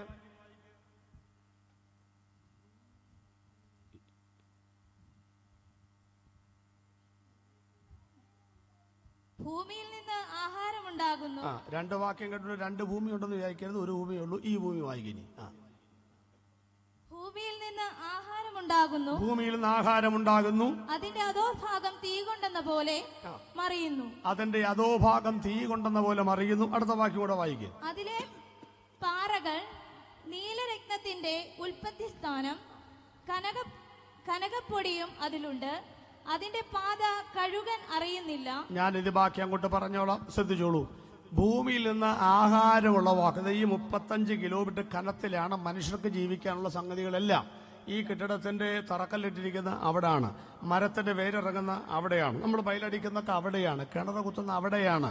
അപ്പൊ മനുഷ്യർക്ക് കൊടുത്തിരിക്കുന്നതാണ് 35 കിലോമീറ്റർ ഭാഗം വരുന്ന ക്രസ്റ്റ്. രണ്ടാമത്തെ ഭാഗം എന്ന് പറയുന്നത് മാൻഡിൽ, അവിടെയാണ് 20 ലിത്തോസ്ഫിയറിക് പ്ലേറ്റുകൾ ഉള്ളത്. അത് കഴിഞ്ഞിട്ടാണ് ഈ പറയുന്ന രണ്ടാമത്തെ ഭാഗമല്ല ഇവിടെ വായിച്ചത്, അത് രണ്ടാമത്തെ ഭാഗം മൂന്നാമതാ വായിച്ചത്. അതിന്റെ അതോ ഭാഗം ലോവർ ലോവസ്റ്റ്, അതിന്റെ അതോ ഭാഗം എന്തോ ചെയ്യുന്നു? തീ കൊണ്ടെന്ന പോലെ. മൈക്ക് താഴെ വെച്ചു, അതെടുത്ത് കൈ പിടിക്കുക കുറച്ചു നേരം. അതിന്റെ അതോ ഭാഗം തീ കൊണ്ടെന്ന പോലെ. ഇത് ഈ നാട്ടുകാർ കേൾക്കാൻ വേണ്ടിയാ മോളെ ഈ മൈക്കിൽ കൂടെ വായിക്കണമെന്ന്. നമുക്കിതെല്ലാം അറിയാമെങ്കിൽ യോഗം വെച്ചിരിക്കുന്ന അവരും കൂടെ കേൾക്കാൻ വേണ്ടിയിട്ടാണ്. നമ്മൾ എന്നാ പറയുന്നതെന്ന് കേട്ടേച്ചേ കഞ്ഞു കുടിക്കത്തുള്ളെന്നും പറഞ്ഞ് കോലാലിരിക്കുന്ന അച്ചായന്മാരൊക്കെ ഉണ്ടെന്നേ, അതുകൊണ്ട് അവരും കൂടെ കേൾക്കാനായി പറയുന്നേ, മനസ്സിലായി? അപ്പൊ അതിന്റെ അതോ ഭാഗം തീ കൊണ്ടെന്ന പോലെ മറിയുന്നു. ഒരു കാര്യം ഓർത്തോളെങ്കിൽ, അതുകൊണ്ട് ഈ ഭൂലോകത്തിലുള്ളവർ ഇത് മാറിക്കഴിയുമ്പം അങ്ങോട്ടേക്കാ പോകേണ്ടത്. എങ്ങോട്ടേക്ക്? രക്ഷിക്കപ്പെട്ടവരെവിടെ പോകും? രക്ഷിക്കപ്പെടാത്തവരെവിടെ പോകും? എവിടെ പോകും? ഈ മനുഷ്യരെ ആരെയും ദൈവം നരകത്തിലേക്ക് വിടത്തില്ല. എവിടാ തിരുവിടത്ത്? പിശാചിനും അവന്റെ ദൂതന്മാർക്കും ഒരുക്കിയിരിക്കുന്ന നിത്യാഗ്നിയിലേക്ക് പോകുവീൻ. അപ്പൊ ആർക്കുള്ളതാ നരകം? പിശാചിന്റെ മക്കൾക്കുള്ളതാ നരകം. മനസ്സിലായോ? അപ്പൊ നമുക്ക് പിശാചിന്റെ മക്കളാകാൻ എന്ത് ചെയ്യണം? നരകത്തിലേക്ക് പോകാൻ എന്ത് ചെയ്യണം? പരസ്യോത്തിൽ ഉപദേശി പ്രസംഗിച്ചപ്പോൾ ഒരു ആളോടും ചോദിച്ചു, നിങ്ങൾ ഈ സ്വർഗത്തിലേക്ക് പോകുന്ന കാര്യം മാത്രം പറഞ്ഞാൽ മതിയാവോ? നരകത്തിലേക്ക് പോകാൻ എന്ത് ചെയ്യണം? ഉപദേശി പറഞ്ഞു, ഒന്നും ചെയ്യണ്ട, ഈ പോക്കങ്ങ് പോയേച്ചാ മതി, നേരെ അവിടെ ചെന്ന് വീണോളും എന്ന് പറഞ്ഞതുപോലെ നരകത്തിലേക്ക് പോകാൻ എന്ത് ചെയ്യണം? എന്തെങ്കിലും ചെയ്യണം. ചുമ്മാ പോകാനൊക്കത്തില്ലെന്നേ. ഇവിടെ ആട്ടിറച്ചിക്ക് ഭയങ്കര വിലയാ. സമീകൃത ആഹാരം നമ്മുടെ നാട്ടിലില്ല. അതുകൊണ്ട് central jail, 3 central jail, 33 sub jail, വനിതാ ജയില്, ഓപ്പൺ ജയിലിലൊക്കെ ആട്ടിറച്ചി കൊടുക്കുന്നുണ്ടാകാം, ബീഫ് കൊടുക്കുന്നുണ്ട്, മീനുണ്ട്. അതിൽ 1-ാം തരം ഭക്ഷണമാണെന്നും പറഞ്ഞ് നമുക്ക് ദാരിദ്ര്യാണെന്നും പറഞ്ഞ് അവിടെ ചെന്ന് കയറി കിടക്കാൻ പറ്റുമോ? പറ്റത്തില്ലെന്നേ. അവിടെ കയറണമെന്നുണ്ടെങ്കിൽ ചുരുങ്ങിയ പക്ഷം പറാവ് നിൽക്കുന്ന പോലീസുകാരൻ്റെ മുഖത്ത് ഒരു മേരിക്കോം പഞ്ചെങ്കിലും കൊടുക്കാതെ ഫ്രീ എൻട്രി അകത്തോട്ട് കിട്ടത്തില്ല. അവിടെ പോകാനും ചില ക്വാളിറ്റി വേണമെന്നേ. നരകത്തിൽ പോകാനുള്ള ക്വാളിറ്റിയാണ് പിശാചിന്റെ മക്കളായി തീരുക. പിശാചിന്റെ മക്കൾ എങ്ങനെയാകാം? ഉത്തരം, പാപം ചെയ്യുന്നവൻ പിശാചിന്റെ മകനാകുന്നു. അപ്പൊ സ്വർഗത്തിലേക്ക് എങ്ങനെ പോകാം? ദൈവത്തിന്റെ മക്കളായി മാറണം. അതിനെന്തോ ചെയ്യണം? സിമ്പിൾ, അവനെ കൈക്കൊണ്ട് അവന്റെ നാമത്തിൽ വിശ്വസിക്കുന്ന ഏവർക്കും ദൈവമക്കളായി തീരാം. മറ്റൊരു ഇവിടെ വരാതെ വചനം കേൾക്കുന്ന പ്രിയപ്പെട്ടവരെ, രക്ഷിക്കപ്പെടാത്തവരെ, ഈ ഭൂലോകത്തിലുള്ളവരാണ് അങ്ങോട്ടും ഇങ്ങോട്ടും പോകേണ്ടത്. ഈ എരിയുന്ന നരകം എന്ന രണ്ടാമത്തെ 3-ാമത്തെ തട്ടിലേക്ക് പോയാൽ പിന്നെ മാറ്റം ചെയ്യാൻ സാധ്യമല്ല. തൊട്ടുമുകളിൽ ഒരു സ്ഥലമുണ്ട് കേട്ടോ, അബ്രഹാമിന്റെ മടി എന്നറിയപ്പെടുന്ന സ്ഥലവും യാതനാ സ്ഥലവും. ആ യാതനാ സ്ഥലത്ത് ചെന്ന് വിട്ട ധനവാനെ കുറിച്ച് വായിച്ചിട്ടില്ലേ നമ്മള്? അയാള് 7 നല്ല കാര്യങ്ങൾ ചെയ്തെന്നേ. 1, മേലോട്ട് നോക്കി, നല്ല കാര്യമല്ലേ മേലോട്ട് നോക്കണത്? ദാഹിച്ചു, നല്ല കാര്യമല്ലേ? ആത്മഭാരം ഉണ്ടായി, നല്ല കാര്യമല്ലേ? അബ്രഹാമൻ തിരിച്ചറിഞ്ഞു, നല്ല കാര്യമല്ലേ? പർദീസയാണ് തിരിച്ചറിഞ്ഞു, നല്ല കാര്യമല്ലേ? പ്രാർത്ഥിച്ചു, നല്ല കാര്യമല്ലേ? ഒരു 6-7 കാര്യം പുള്ളി നല്ലതാന്നേ ചെയ്തേ. പക്ഷേ അബ്രഹാം പറയാ, ഇപ്പൊ നീ ചെയ്യുന്നെല്ലാം നല്ലതാണെങ്കിലും അവിടെ നിന്ന് ഇവിടെ വരാനോ, ഇവിടെ നിന്ന് അവിടെ വരാനോ അരക്കഴഞ്ഞനക്കാനൊക്കത്തില്ല. അതുകൊണ്ട് പ്രിയപ്പെട്ടവരെ, മരിച്ചുപോയവർക്ക് വേണ്ടി എന്നാ ചെയ്താലും അരക്കഴഞ്ഞനങ്ങാനൊക്കത്തില്ലെന്ന് ഉറപ്പിച്ച് വേദപുസ്തകം പറയുന്നതുകൊണ്ട് മേലോട്ട് നോക്കണമെങ്കിൽ ഇന്ന് രാത്രി ജീവിച്ചിരിക്കുമ്പം നോക്കണം. ദാഹിക്കുന്നെങ്കിൽ ഇന്ന് രാത്രി ദാഹമുണ്ടാകണം. ആത്മഭാരമുണ്ടാകണമെങ്കിൽ ഇന്ന് രാത്രി അത് ഉണ്ടാകുന്നതുകൊണ്ട് ധനവാൻ അവിടെ ചെന്ന് കാണിച്ച 7 കാര്യങ്ങൾ ഇന്ന് രാത്രി ഇവിടെ കാണിക്കാൻ മനസ്സ് വെച്ചാൽ അവിടെ പോകേണ്ടി വരില്ല. ആ എരിയുന്ന പാപ ശമ്പളം മരണ നരക ന്യായവിധിയിൽ നിന്ന് നമ്മെ വിടുവിച്ച ദൈവത്തിന് കരമുയർത്തിക്കൊണ്ട് സ്വന്തം പറഞ്ഞാട്ട് പ്രിയപ്പെട്ടവരെ, അപ്പൊ ഈ നരകം എവിടെന്ന് മനസ്സിലായോ? അപ്പൊ ഇനി ഇപ്പൊ ക്രസ്റ്റ്, മാൻഡിൽ, കോർ അല്ലെങ്കിൽ ഉൾക്കാമ്പ്, സൂര്യൻ അങ്ങനെ നമ്മളങ്ങനെ എല്ലാം 3 തലങ്ങളാണല്ലോ. ദൈവം ത്രിയേകനായതുകൊണ്ടായിരിക്കാം ഈ സിസ്റ്റം വെച്ചതെന്നാണ് പൊതുവെ തിയോളജിയിലൊക്കെ ഞങ്ങൾ പറയാറുള്ളത്. നമുക്കിനി ഈ ഭൂകമ്പം എങ്ങനെ ഉണ്ടാകും നോക്കാം. ഭൂമിക്ക് കമ്പനം ഉണ്ടാകുന്നു, ഭൂമിക്ക് ചരമഗീതം. മഹാകവി ON കുറുപ്പിന്റെ ഇത് വായിച്ചിട്ടില്ലേ? ഭൂമിക്ക് ചരമഗീതം. അണ്ട് എനിക്ക് തോന്നുന്നു മുരുകൻ കാട്ടാക്കട സാറാണോ, എനിക്ക് സംശയം, എഴുതിയിട്ടുണ്ട്, ആയിരിക്കാം. ഇനി വരുന്നൊരു തലമുറയ്ക്ക് വായിച്ചിട്ടില്ലേ? ഈ വിടവാസം സാധ്യമോ? പുഴയില്ല, വഴികളില്ല, ഒന്നുമില്ലാത്ത ഒരു കാലം വരാൻ പോവുകയാണെന്നാണ് പറഞ്ഞിരിക്കുന്നത്. 2065 കഴിയുമ്പോഴേക്ക് ഇവിടെ ഭൂമിക്ക് നിലനിൽപ്പില്ല, കുടിവെള്ളം കാണത്തില്ല, സൂര്യപ്രകാശം കാണത്തില്ല. ഇതൊക്കെ ശാസ്ത്രം നൽകുന്ന മുന്നറിയിപ്പുകളാണ്. നമുക്കിനി കമ്പനത്തെ കുറിച്ച് എങ്ങനെയാ കമ്പനം ഉണ്ടാകുന്നത്? സിമ്പിളായിട്ട് അങ്ങനെ പറയാതെ സ്വോത്രക്കാഴ്ച സ്വോത്രക്കാഴ്ചയൊക്കെ ഉണ്ട്, നിങ്ങൾ ശ്രദ്ധിച്ചിരിക്കണം. ഇവരും സംഘാടകരും സമയം പറഞ്ഞിട്ടുണ്ട്. ഞാനെങ്ങനെ വിട്ടടിച്ച് പോകുമ്പോൾ അവർ എൽപ്പടയ്ക്ക് സ്വോത്രക്കാഴ്ച എന്ന് പറയുന്നതിന് മുമ്പ് ഞാനതങ്ങ് എടുപ്പിക്കാം. ഞങ്ങളെല്ലാം റെഡിയായിട്ട് നിൽക്കണം, ഇപ്പോൾ കയ്യിലൊന്നും വെക്കണ്ട, പറഞ്ഞിട്ട് മതി. അപ്പം ഈ സൂര്യൻ്റെ അൾട്രാ വയലറ്റ് റേഡിയേഷൻ അതറിയാമല്ലോ.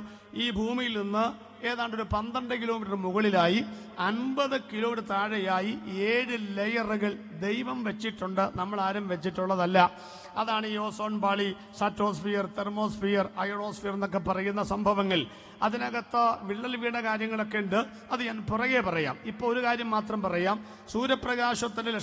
സൂര്യപ്രകാശ രശ്മികൾ നേരിട്ട് ഭൂമിയിലേക്ക് വരാൻ ദൈവം അനുവദിച്ചിട്ടില്ല. ഈ 7 ലെയറുകൾ പാസ് ചെയ്ത് കൃത്യമായിട്ട് അരിച്ചിറക്കിയാണ് ഇവിടെ വരേണ്ടത്. അല്ലാതെ അതിൻ്റെ അൾട്രാ വയലറ്റ് റേഡിയേഷൻ സംഭവിച്ചാൽ മാരകമായ രോഗങ്ങളൊക്കെ ലോകത്തിൽ ഉണ്ടാകും. നമ്മൾ കിണർ കുത്തുമ്പം വെള്ളത്തിന്റെ നനവല്ലേ കാണുന്നേ, അല്ലാണ്ട് ഒരു കുടം വെള്ളമല്ലല്ലോ കാണുന്നേ. വെള്ളം ജലാംശം ഊറി ഉറച്ച് ചേർന്ന് വന്ന് കുളമായി മാറുന്ന പോലെ അരിച്ചിറങ്ങിയ സൂര്യപ്രകാശമാണ് വരേണ്ടത്. അങ്ങനെ ഇവിടെ സൂര്യപ്രകാശം വന്നു കഴിഞ്ഞാൽ ഭൂമിക്ക് ആവശ്യമായ വസ്തുക്കൾക്ക്, ജീവജാലങ്ങൾക്ക്, പക്ഷികൾക്ക്, മൃഗങ്ങൾക്ക്, സസ്യങ്ങൾക്കൊക്കെ ആവശ്യമായ ചൂടെടുത്തതിനു ശേഷം തിരികെ ചൂട് പോകണമെന്നാണ് പ്രകൃതിയിൽ വെച്ചിരിക്കുന്ന നിയമം. പക്ഷേ അത് സംഭവിച്ചിട്ടില്ല. കാരണം പ്രകൃതി ആകപ്പാട് വികൃതി കാണിച്ചുകൊണ്ടിരിക്കുകയാണ്. ഈ സൂര്യപ്രകാശം ഇവിടെ സ്വീകരിക്കണമെങ്കിൽ പുൽപ്പുറങ്ങൾ വേണം. എവിടാ പുൽപ്പുറങ്ങൾ? പുൽപ്പുറങ്ങൾ എങ്ങും ഇല്ലെന്നേ. പുല്ലൊക്കെ നമ്മൾ ചെത്തിക്കളഞ്ഞില്ലേ? വനമേഖലയിൽ പോലും പുല്ലുകളില്ല. നമ്മുടെ ഒരു സവിശേഷത കണ്ടോ? വീടിന്റെ മുറ്റത്തുള്ള പുല്ലെല്ലാം ചെത്തിക്കളയുക, എല്ലാം കൂടെ ടൈലും കോൺക്രീറ്റൊക്കെ ഇട്ടിട്ട് ഉറപ്പിച്ച് വെച്ചിട്ട് ഭയങ്കര ചൂടാ നമ്മളിങ്ങനെ പറഞ്ഞുകൊണ്ടിരിക്കുക. എല്ലാം ഈ ചൂടാണ്.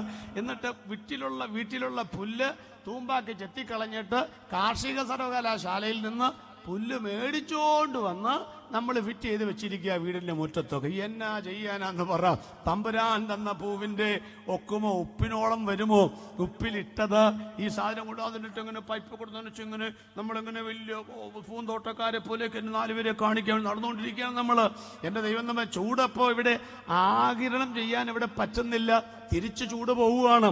ചൂട് പോകുമ്പോൾ പോകാനൊക്കുന്നില്ലെന്ന് ഈ 12 കിലോമീറ്ററിന് മുകളിൽ പാലക്കാടൻ കോട്ടകണക്കെ CFC, ക്ലോറോ ഫ്ലൂറോ കാർബൺ, അതെങ്ങനെ ഉണ്ടാകുന്നറിയാമോ? പ്ലാസ്റ്റിക്കുകൾ കത്തിച്ചാൽ ഉണ്ടാകുന്ന പുകകൾ, അതുപോലെ തന്നെയുള്ള സംഭവങ്ങൾ നമുക്കറിയാം. നമ്മൾ ഈ 50 പൈസയുടെ കൂടൊക്കെ മേടിച്ചിങ്ങനെ നശിപ്പിക്കുകയല്ലയോ? അതെല്ലാം കൂടെ വ്യവസായവൽകൃത രാജ്യങ്ങളിൽ നിന്നുണ്ടാകുന്ന ഫാക്ടറികളിലെ പുകകൾ, വാഹനങ്ങളുടെ പുകകൾ. നമ്മളൊക്കെ ഒരു വാഹനം ഒരു റെഡ് ലൈറ്റ് കണ്ടാൽ വണ്ടി അവിടെ ന്യൂട്രൽ ഇടുകയല്ല നമ്മൾ ചെയ്യുന്നത്.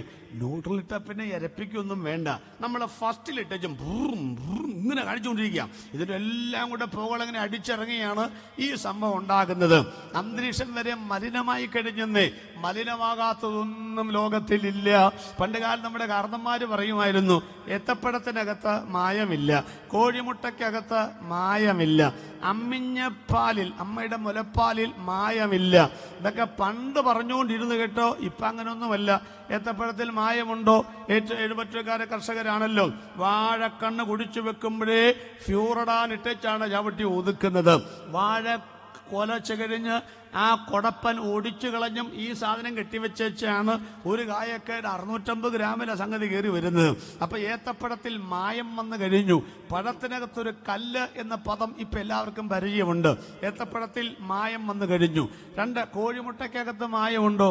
ചൈനീസ് മുട്ടയൊക്കെ തിന്നത് നമ്മൾ വശം കെട്ടിരിക്കുക, അതിനകത്തും മായമുണ്ട്. 3, അമ്മിഞ്ഞപ്പാലിൽ മായമുണ്ടോ? അമ്മയുടെ മുലപ്പാലിൽ മായമുണ്ടോ? ദൈവം നമ്പുരാനെ, അതിനകത്താരാ വിഷം ചേർക്കുന്നല്ലേ? അതിനകത്തും ചേർന്നു. വ്യവസായവൽകൃത രാജ്യങ്ങൾ ഉള്ള, ഫാക്ടറി ഉള്ള രാജ്യങ്ങളിലെ സ്ത്രീകളുടെ മുലപ്പാലിനകത്ത് ഡയോക്സിൻ എന്ന് പറഞ്ഞ വിഷവാതകം കലർന്നിരിക്കുന്നു എന്നാണ് ശാസ്ത്രം ഇവിടെ പഠിപ്പിച്ച് വെച്ചിരിക്കുന്നത്. അതുകൊണ്ട് തന്നെ ഒരു കാലഘട്ടം ചിന്തിച്ചാൽ പണ്ട് മുലപ്പാലിലെ ഏറ്റവും വലിയ ആഹാരം എന്ന് പറയുന്നത്, ഇപ്പോ അതിനുള്ള ഒരു താല്പര്യം തന്നെ പൊതുവെ കുറഞ്ഞു തുടങ്ങിയെന്നാണ് എനിക്ക് തോന്നുന്നത്. അതിപ്പോൾ ഞാൻ മൊത്തത്തിൽ പഠനങ്ങളൊക്കെ തന്നെ വേറെ ഒക്കെ സംഭവങ്ങളൊക്കെ കൊടുക്കുന്നത്. വാസ്തവത്തിൽ നിങ്ങളൊരു പള്ളിക്കാരൻ ചിന്തിച്ച് നോക്കിക്ക്, ആണ്ടെ പള്ളിയിലേക്ക് ചില സഹോദരിമാർ വരുന്നത് തന്നെ ഒന്ന് പ്രസവിച്ച കൊച്ചിനെയും കൊണ്ട് വന്നാൽ ആ വരവ് കാണാൻ തന്നെ ശൈലം എന്ന് പറയുമ്പോൾ ഒരു വലിയ ബിഗ് ഷോപ്പിൻ്റെ സഞ്ചി കയ്യിലുണ്ടാവും. 1 ലിറ്റർ പാല്, ബിസ്ക്കറ്റ്, ഹോർലിക്സ്, പിന്നെ അത് ഇത് അതിൻ്റെയൊക്കെ പൊടികൾ പിന്നെ ഒക്കെ ആയിട്ടാണ് വരുന്നത്. നമ്മളായിരിക്കും എല്ലാം കൊച്ചിന് കൊടുക്കാനായിരിക്കുമെന്ന്. കൊച്ചു വീട്ടിൽ വന്നെങ്കിൽ ഹോളിൽ വന്നിരിക്കുമ്പോൾ അനങ്ങാതിരിക്കുമ്പം പുള്ളിക്കാരത്തേക്ക് പുറത്ത് പോകണം ഒരു ചിന്ത. കൊച്ചിന് നോക്കി ഒരു പിച്ച് വെച്ചു കൊടുക്കും. എന്ന് പറഞ്ഞ് കരഞ്ഞ് അതിനെ കൊണ്ട് വെളിയിലിട്ട് ഇറങ്ങി. പിന്നെ ആ ബിസ്ക്കറ്റും കൊണ്ട് പൊട്ടിച്ച് അതിന് കൊടുത്തു, അതിന് വേണ്ട തള്ള തിന്നു. അതിനെ അടുത്ത പിന്നെ ഓറഞ്ച് പൊളിച്ച് അതിന് കൊടുത്തു, അതിന് വേണ്ട അത് തള്ള തിന്നു. അങ്ങനെ ഈ വള്ളിവിട്ടത്തൂടെയൊക്കെ നടന്ന് നിങ്ങൾക്കറിയാമല്ലേ കാര്യങ്ങളൊക്കെ. ഈ കൊച്ചിനെ പ്രസവിച്ചപ്പോഴുണ്ടല്ലോ 1,750, 1.25 കിലോ ആണ് കൊച്ചുള്ളത്. ഈ കൊച്ചിന്റെ അമ്മ ഒരു 65 കിലോ. ഏതാണ്ട് ഒരു 6 മാസം കഴിഞ്ഞപ്പം കൊച്ച് 1,850, 100 ഗ്രാമേ കൂടിയിട്ടുള്ളൂ. ഇത് 67, 97 കിലോ. അപ്പൊ ഈ ബിഗ് ഷോപ്പിനകത്ത് കൊണ്ടുവന്ന സാധനക്കാരത്തെന്ന് മനസ്സിലായില്ലോ. തബാഹാൾ അടിച്ചു വാരുന്ന ഞങ്ങൾക്കൊക്കെ ആണെങ്കിൽ എന്തോ ഒരു സാധനം അടിച്ചു വാരിട്ടെന്നറിയാമോ? ഈ കൊച്ചു കിടന്ന് വാവിട്ട് കരയാണെന്ന്. കൊച്ചിനറിയാം എന്താ വേണ്ടതെന്ന്, തള്ളക്കറിയാം എന്താ കൊടുക്കേണ്ടതെന്ന്, നമുക്കും അറിയാം എന്താ വേണ്ടതെന്ന്, ദൈവത്തിനും അറിയാം എന്താ കൊടുക്കേണ്ടെന്ന്.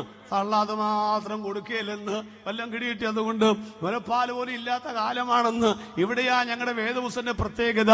ഏത്തപ്പഴത്തിനകത്ത് മായം വരും, അമ്മിഞ്ഞപ്പാൽ കൊടുക്കാൻ മടിക്കും, അതിനകത്ത് മായം വരും, കോഴിമുട്ടയ്ക്കകത്ത് മായം വരും സുഹൃത്തെ. പക്ഷേ പള്ളിക്കൂടത്തിന്റെ പടിവാതിൽ പോലും കണ്ടിട്ടില്ലാത്ത പത്രോസ് പരിശുദ്ധാത്മാവിൽ നിറഞ്ഞപ്പോൾ എഴുതി വെച്ച വചനറിയാമോ? ഇപ്പോൾ ജനിച്ച ശിശുക്കളെ പോലെ വചനമെന്ന മായമില്ലാത്ത പാൽ കുടിച്ച് വളരുവാൻ വാഞ്ചിപ്പീൻ.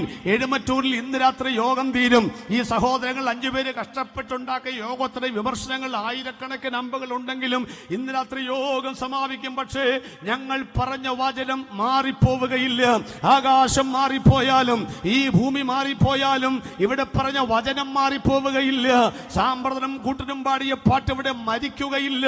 മരിക്കാത്ത വചനം പറയാൻ, മരിക്കാത്ത പാട്ട് പാടാൻ, മരിക്കാത്ത പ്രാർത്ഥന നടത്താൻ ദൈവം എഴുമറ്റൂരിൽ എനിക്കും നിങ്ങൾക്കും സാവകാശം നൽകിയതോർത്ത് നമ്മൾ മരിച്ചാലും എഴുമറ്റൂരിൽ നിന്ന് മരിക്കാത്ത ദൈവത്തിന്റെ വചനം പറയാൻ കൃപ നൽകിയതോർത്ത് ആവേശത്തോടെ ഇരുകരവും ചേർത്തടിച്ച് രാത്രി നിങ്ങൾ ദൈവത്തിന് സ്തോത്രം ചെയ്യട്ടെ. ആകാശം കൊടുമഴക്കത്തോടെ ഒഴിഞ്ഞു പോകും, ഭൂമിയും മൂലപദാർത്ഥത്തിലും കപ്പിയടിയും. പക്ഷേ ദൈവത്തിന്റെ വചനത്തിന് മാറ്റമേ ഇല്ല. 16-ാമത്തെ മാത്രമേ ചില കാര്യങ്ങൾ പറയുന്നുള്ളൂ. 7 മടങ്ങ് ചൂട് വർദ്ധിക്കാനുള്ള കാരണം ഇതാണ്. നിങ്ങൾ പറയാൻ ഇവിടെ ചൂട് വർദ്ധിക്കുന്നുണ്ടോ? ഉണ്ടോ? നമ്മുടെ ചെറുപ്പകാലത്ത് കേരളത്തിൻ്റെ ഭൂമിശാസ്ത്രം പഠിച്ചാൽ അറിയാം, ഏറ്റവും തണുപ്പുള്ള മേഖല എന്ന് പറയുമ്പോൾ പീരുമേടാണ്. നമ്മുടെ കണക്കിൽ ഇവിടുത്തെ കണക്കനുസരിച്ച് ഏറ്റവും തണുപ്പുള്ളത് വാഗമൺ പീരുമേടാണ്. അതുപോലെ ഇടുക്കി ജില്ലയിലും വയനാട്ടിലും ഒന്നും എൻ്റെ മൂത്ത മകൾ കുടുംബമായിട്ട് അവിടെയാണ് കർത്താവിൻ്റെ വേല ചെയ്യുന്നത്. 5 വർഷം മുൻപ് ഞാൻ അവിടെ ചെല്ലുമ്പം അത് വീട്ടിൽ ഫാനില്ല. ഈ പറഞ്ഞ സ്ഥലങ്ങളിലൊക്കെ നമ്മൾ താമസിക്കുന്ന ഹോട്ടലുകളിൽ ഫാനില്ല. ഇപ്പോഴുണ്ട്. അപ്പോൾ AC റൂം പോലും ഉണ്ട്. ഇപ്പോൾ ചൂട് വർദ്ധിക്കുകയാണെന്ന് മനസ്സിലായല്ലോ. ഗൾഫ് രാജ്യങ്ങളുടെ സംവിധാനങ്ങളാണ് ഇപ്പോൾ ഇവിടെ നടക്കുന്നത്. ഇപ്പോൾ AC ഇല്ലാത്തൊരു വീടുണ്ടോ? പണ്ടതുണ്ടോ? അപ്പോൾ ഇവിടെ അത്യുഷ്ണം വർദ്ധിക്കുകയാണ്. 40-നും 44-ലേക്കൊക്കെ വരികയാണ്. ഇതിൻ്റെ കാര്യമെന്നാന്നല്ലോ മനസ്സിലായോ? സൂര്യൻ കരിമ്പടം പോലെ കറക്കും. ഇവിടെ ചൂട് വർദ്ധിക്കുന്നു. ഈ ചൂട് ഇവിടെ തങ്ങി നിൽക്കുന്നതുകൊണ്ട് ഭൂമിയുടെ ആഴത്തിലേക്ക് പോവുകയാണ്. ആഴത്തിലേക്ക് അതിന് തെളിവെന്നാന്നോ വല്ല മനസ്സിലായോ? ഒന്ന്, നമ്മുടെ കിണറുകളിൽ വെള്ളമില്ല. നിങ്ങൾക്ക് എത്ര പേർക്ക് പറയാൻ പറ്റും പണ്ട് ഞങ്ങളുടെ കണ്ടിട്ടുണ്ടായിരുന്ന അതേ വെള്ളത്തിൻ്റെ അളവും സാന്ദ്രതയും രുചിയും ഇപ്പോഴുണ്ടെന്ന് പറയാൻ പറ്റുമോ? ഇല്ല. ഇപ്പം കിണറുകൾ കുഴിക്കുന്നുണ്ടോ? ഇല്ല. ഇപ്പോഴത്തെ കിണറിൻ്റെ പേരെന്തുവാ? കുഴൽ കിണർ. അതാണ് ഇപ്പോഴത്തെ കിണർ. അതൊക്കെ എവിടെ പോയിട്ടാണ് വെള്ളം എടുക്കുന്നത് അറിയാമോ? അതല്ലേ പാറമടയും പ്ലാച്ചുമടയും തമ്മിലുള്ള വ്യത്യാസം എന്ന് പറയുന്നത്. അപ്പോൾ ഇപ്പം കിണറില്ലാത്ത വീട് അതൊരു പ്രശ്നമല്ല. പണ്ട് കുഴൽ കിണറുള്ള വീട് ആരും വാങ്ങത്ത് പോലുമില്ല. മനസ്സിലായോ? ഇപ്പം കാലങ്ങൾ വരികയാണ് ഇവിടെ വെള്ളം ഉണ്ടാവില്ല എന്ന് പറഞ്ഞാൽ വളരെ സത്യമാണ് പ്രിയപ്പെട്ടവരെ. അപ്പം ഈ ചൂട് അങ്ങോട്ട് പോകുമ്പോൾ 20 ലിത്തോ സ്പിയറിംഗ് പ്ലേറ്റിൽ ഉരസിയാണ് അങ്ങോട്ട് പോകുന്നത്. അവിടെ ചെല്ലുമ്പം ഭൂമി ഉരുണ്ടതല്ലേ, തിരിച്ചും പാസ് ചെയ്യുന്നു. ഈ താപത്തിൻ്റെ ഗമനാഗമനങ്ങളുടെ ഫലമായി 20 ലിത്തോ സ്പിയറിംഗ് പ്ലേറ്റുകൾ തമ്മിൽ ഉരസും. ഈ ഉരസ് എന്ന് തന്നെ ശാസ്ത്രത്തിന് പേരിട്ടിട്ടുണ്ട്. പ്ലേറ്റ് ടെക്ടോണിക് സിദ്ധാന്തം എന്നാണ് പേരിട്ടിരിക്കുന്നത്. അപ്പോൾ 2870 പ്ലേറ്റ് ടെക്ടോണിക് സിദ്ധാന്തം ഉണ്ടാകുമ്പോൾ 35 കിലോമീറ്ററിൽ കുലുങ്ങും. ഇതാർക്കും തടയാനൊക്കില്ല എന്നീ പറഞ്ഞതിൻ്റെ അർത്ഥം. നമ്മുടെ ഇവിടെ നടക്കുന്ന കാര്യമൊന്നും അല്ലെന്നേ പറഞ്ഞു. ആ കഴിഞ്ഞ ദിവസം ഡൽഹിയിലുണ്ടായ ഭൂകമ്പം വാട്സാപ്പിൽ കൂടെ കണ്ടില്ലായിരുന്നു, ക്യാമറയിൽ കൂടെ പതിഞ്ഞത്. നമുക്കറിയാം 1-ാമത്തെ നൂറ്റാണ്ട് മുതൽ 5-ാം നൂറ്റാണ്ട് വരെ 50-ൽ താഴെയാണ് കമ്പനങ്ങൾ. 100 വർഷം കഴിഞ്ഞപ്പോഴാണ് 50-ൽ കൂടുതൽ വന്നത്. 5-ാം നൂറ്റാണ്ട് വന്നു 200-നപ്പുറം കിടക്കാൻ. 15-ാം നൂറ്റാണ്ട് കിടന്നു 1000-നപ്പുറം കിടക്കാൻ. ഇപ്പോഴത്തെ ശരാശരി കണക്കെന്ന് പറയുന്ന ഒരു വർഷം നടക്കുന്ന 12,000 കമ്പനങ്ങളാണ്. അതിൽ 5,000 ഭൂകമ്പങ്ങളാണ് കരയിൽ നടക്കുന്നത്. 7,000 കമ്പനങ്ങൾ കടലിലാണ്. കടലിൽ കമ്പനം ഉണ്ടാകുമോ? തിമോത്തിയോസ് 3:1. എന്നാൽ അന്ത്യകാലത്ത് ബാക്കി ദുർഘട സമയങ്ങൾ വരുമെന്നറിയുക. എന്താ ദുർഘട സമയം? അർത്ഥം കടൽ ഇളകി വരുന്ന സമയം, മദം പൊട്ടിയ ആനയുടെ മുൻപിൽ അകപ്പെട്ടു പോയ സമയം, എതിർച്ചയ കാട്ടുപോത്തിനു മുമ്പിൽ വന്നുപെട്ട സമയം. അതിൻ്റെ പേരാ ദുർഘട സമയം. ഇന്തോനേഷ്യയുടെ സമീപത്തുള്ള സുമാത്ര ദ്വീപിൽ നിന്ന് 2461 കിലോമീറ്റർ ദൂരത്തേക്ക് ഒരു സൂപ്പർ സോണിക് വിമാനത്തിന്റെ വേഗതയിൽ സമുദ്ര നിരപ്പിൽ നിന്ന് 30 അടി ഉയരത്തിൽ ജാപ്പനീസ് ഭാഷ വിളിക്കുന്ന സുനാമി, വെള്ളിത്തിരമാല, രാക്ഷസ തിരമാല വന്നില്ലേ? സുനാമി കൊണ്ട് കടൽ ഇളകുന്നില്ലേ? അപ്പൊ എന്താ നമ്മൾ മനസ്സിലാക്കേണ്ടത്? ഈ ചൂട് നേരെ താഴോട്ട് പോവുകയാണ്. കിണറ്റിൽ വെള്ളമില്ല, വെള്ളം പറ്റി തുടങ്ങുന്നു, കിണറിൽ ഇടിഞ്ഞു പോവുകയാണ്. അപ്പൊ ഇനി അതിന്റെ സമയം ഇത് അങ്ങോട്ടും ഇങ്ങോട്ടും വരുമ്പോൾ ഇവിടെ കമ്പനം ഉണ്ടാകും. ഇതാർക്കും തടയാനൊക്കില്ല. ആര് തടയും? സർക്കാർ. ഇപ്പൊ ഏത് ഇടതുപക്ഷമോ ആരെങ്കിലും വരട്ടെ, അതൊക്കെ രാഷ്ട്രീയ കാര്യങ്ങൾ, നമുക്കൊന്നും പറയാനില്ല. പക്ഷേ സർക്കാരുകൾ ചെയ്യാൻ പറ്റത്രയേ ഉള്ളൂ. ഭൂകമ്പം ഉണ്ടായാൽ ദുരിതാശ്വാസ ക്യാമ്പ് തുറക്കുക. LP സ്കൂളും അതുപോലെ ഗവൺമെന്റ് സ്കൂളുകളും നമുക്ക് താമസിക്കാൻ തരിക, റേഷനരിയും പഞ്ചസാരയും മണ്ണും തരിക എന്നുള്ളതല്ലാതെ കമ്പനം തടയാനും കഴിയുന്ന ഒരു സർക്കാരും ലോകത്തിൽ ഇതുവരെ ഉദയം ചെയ്തിട്ടില്ല, ഉണ്ടാകാനും പോകുന്നില്ല. ലോകത്തിൽ ഏറ്റവും വലിയ കമ്പനം ചൈനയിലെ ബെയ്ജിങ്ങിലാണ്. 7 ലക്ഷം ആളുകളാണ് മരിച്ചത്. Japan, Haiti, Pakistan, Indonesia. ഇന്ത്യയുടെ സംഭവം അറിയാമോ? നേരെ പാകിസ്ഥാൻ, അവിടുന്ന് ഭൂട്ടാൻ, നേരെ ബീഹാർ ഡൽഹി കഴിഞ്ഞ് അടുത്ത കമ്പന സ്ഥലം എന്നല്ല അറിയാമോ? ആർക്കറിയാം? നമ്മുടെ കൊച്ചിയാണ്. കൊച്ചി അറിയാമോ? ഡൽഹിയിൽ നേരെ വരുന്ന കൊച്ചിയിലേക്കാണ്. ഇടയ്ക്ക് സ്റ്റേറ്റുകളില്ലേ? അപ്പൊ ഇതിന്റെ പ്രഭവ കേന്ദ്രം കൊച്ചി എവിടാ? ഹൈക്കോടതിയുടെ അടിയിൽ. ഇടയ്ക്കൊക്കെ ഹൈക്കോടതിയിൽ ആളുകൾ ജീവനിൽ സ്ഥലം പെടുന്നത് കണ്ടിട്ടുണ്ടോ? ഈ കഴിഞ്ഞ കമ്പനം വന്നപ്പോൾ നിങ്ങൾ വായിച്ചേർന്ന പത്രത്തിൽ നമ്മുടെ കേരളത്തിന്റെ വടക്കാഞ്ചേരി, പാലക്കാട് പോകുന്ന മറ്റത് വടക്കഞ്ചേരി മുതൽ കോട്ടയം വരെയുള്ള ഭൂമിയുടെ അടിത്തട്ടിൽ 1 ഇഞ്ച് അകന്നിരിക്കുന്നതാണ് പറയുന്നത്. നമ്മൾ പോയി ശാസ്ത്രം പറയുന്നത്. അതിനർത്ഥം ഒരു വിള്ളൽ വീണിട്ടുണ്ടെങ്കിൽ അടുത്ത ഒരു കമ്പനം ആഞ്ഞു പിടിച്ചാൽ, ഒരു സുനാമി ആഞ്ഞു പിടിച്ചാൽ ഇത്രയും സ്ഥലം അങ്ങോട്ട് പോകും. നിങ്ങൾ മിണ്ടുന്നില്ല, കാരണം എഴുമറ്റൂർ രക്ഷപ്പെട്ടെന്നും പറഞ്ഞായിരിക്കുന്നത്. എഴുമറ്റൂർ രക്ഷപ്പെട്ടു. കടലോര പ്രദേശത്തെ കമ്പനം എന്താണെന്ന് അറിയാമോ? എവിടെയാണ് ഉരുൾപൊട്ടലുണ്ടാകുന്നത്? കടൽ തീരത്തെ ഒരു മഴ പെയ്താൽ ആദ്യം പറയും എറണാകുളം കുളമായി, തിരുവനന്തപുരം തമ്പാനൂർ രജിസ്ട്രേഷൻ വെള്ളം കൊണ്ട് മുങ്ങി. റാന്നിക്കാർക്ക് കുഴപ്പമുണ്ടോ? ഇടുക്കിക്കാർക്ക് കുഴപ്പമുണ്ടോന്നോ? ഈ വെള്ളപ്പൊക്കം നമ്മളെയൊന്നും ബാധിക്കില്ലേ? റാന്നി ഇട്ടിയപ്പാറ ബസ് സ്റ്റാൻഡ് അറിയാമല്ലോ. ഭൂമിക്ക് താഴെ ബസ് സ്റ്റാൻഡ് കണക്ക് 2 ബസ്സിന് മേളിലാണ് വെള്ളം കയറിയത്, അറിയാമോ? വയനാടിന് 9 ഹെയർപിന് വളവ് ചെന്ന് വെള്ളം അങ്ങോട്ട് കയറുമോ? കയറില്ല എന്ന് വിചാരിച്ചതാ. പക്ഷേ 44 നദികൾ നമ്മുടെ കേരളത്തിൽ, 45.5 ലക്ഷം കിണറുകൾ വീടുമുറ്റത്ത്, 44,000 തടാകങ്ങൾ കേരളത്തിലുണ്ട്. പണ്ടത്തെ കണക്കാ, ഇപ്പൊ കണക്കുകൾ കൂടിയിട്ടുണ്ട്. പക്ഷെ കിഴക്കോട്ടൊടുകുന്ന കബനി അടക്കം കരകവിഞ്ഞൊഴുകിയപ്പോൾ വയനാട് പൊട്ടിയില്ലേ? ചൂരൽമലയും മുണ്ടക്കയും മറന്നുപോയോ നിങ്ങൾ? എവിടെയാ കമ്പനം ഉണ്ടായത്? ഇനി ആ കമ്പനം ഉണ്ടായപ്പോൾ ആർക്ക് മനസ്സിലായി? ഞാൻ ചോദിക്കട്ടെ, ഏതെങ്കിലും ആന, പുലി, സിംഹം ചത്തിട്ടുണ്ടോ? സിംഹം പുലിയൊന്നും അവിടെ ഇല്ല. ചത്തിട്ടുണ്ട്. അമ്മച്ചി ചെന്ന് കാട്ടാട് മുമ്പ് ചെന്ന് പെട്ടു, നിങ്ങൾ കണ്ടില്ലായിരുന്നു? അപ്പൊ അവിടെ എന്താ മൃഗങ്ങൾ ചാകാത്തത്? വല്ലതും പിടികിട്ടുന്നുണ്ടോ എഴുമറ്റൂർക്കാർക്ക്? ഈ മലയിൽ നിന്ന് ഉരുളുപോലെ മണ്ണടർന്ന് ഡൂറോഫ്ലക്സ് മെത്തക്കകത്ത് കിടന്നുറങ്ങുന്ന നമുക്കറിയാനുള്ള കഴിവുണ്ട്. നമ്മൾ പോത്തും മുക്കുറയിട്ട കേൾക്കാറില്ല, പിന്നെയാണ്. നമുക്കറിയാമോ? അറിയില്ല. അതുകൊണ്ട് എന്താ പട്ടികള്, അതുപോലെ നിങ്ങൾക്കറിയാമല്ലോ, കടൽ തീരത്ത് താമസിക്കുന്ന മുക്കുവന്റെ കുടുംബത്തിലെ പട്ടിക്കും പന്നിക്കും കമ്പനം വരുന്നതിന്റെ സൂചന കിട്ടും, ഓരിയിടാൻ തുടങ്ങും. പോട്ടെ, എഴുമറ്റൂരിൽ നിങ്ങളുടെ വീട്ടിൽ വളർന്ന കോഴിയും താറാവും ഊരുണ്ടുകൂടുന്ന കാർമേഘം ഇവിടെ പെയ്യുമോ 4 മൈൽ അപ്പുറത്ത് പെയ്യുമോ അറിയാനുള്ള കഴിവുണ്ട്, തെളിവ്. കാർമേഘം ഉരുണ്ടുകൂടുമ്പോൾ കോഴിക്കോട് തുറന്നിട്, കോഴി കയറുകയില്ല. മഴ 4 മൈൽ അപ്പുറത്തെ പെയ്യത്തുള്ളെങ്കിൽ കോഴിയും താറാവും കയറുകയില്ല, പമ്മി നിൽക്കത്തേ ഉള്ളൂ. ഇവിടെ പെയ്യുമെങ്കിലേ കയറത്തുള്ളെന്ന്. കുടുംബത്തിലെ പട്ടിക്കും പന്നിക്കും, അതുപോലെ മുണ്ടക്കൈ ചൂരൽമല മരങ്ങൾ ചെരിഞ്ഞു തുടങ്ങിയപ്പോഴേ പക്ഷികൾ കൂടുവിട്ട് പറന്നകുന്നു.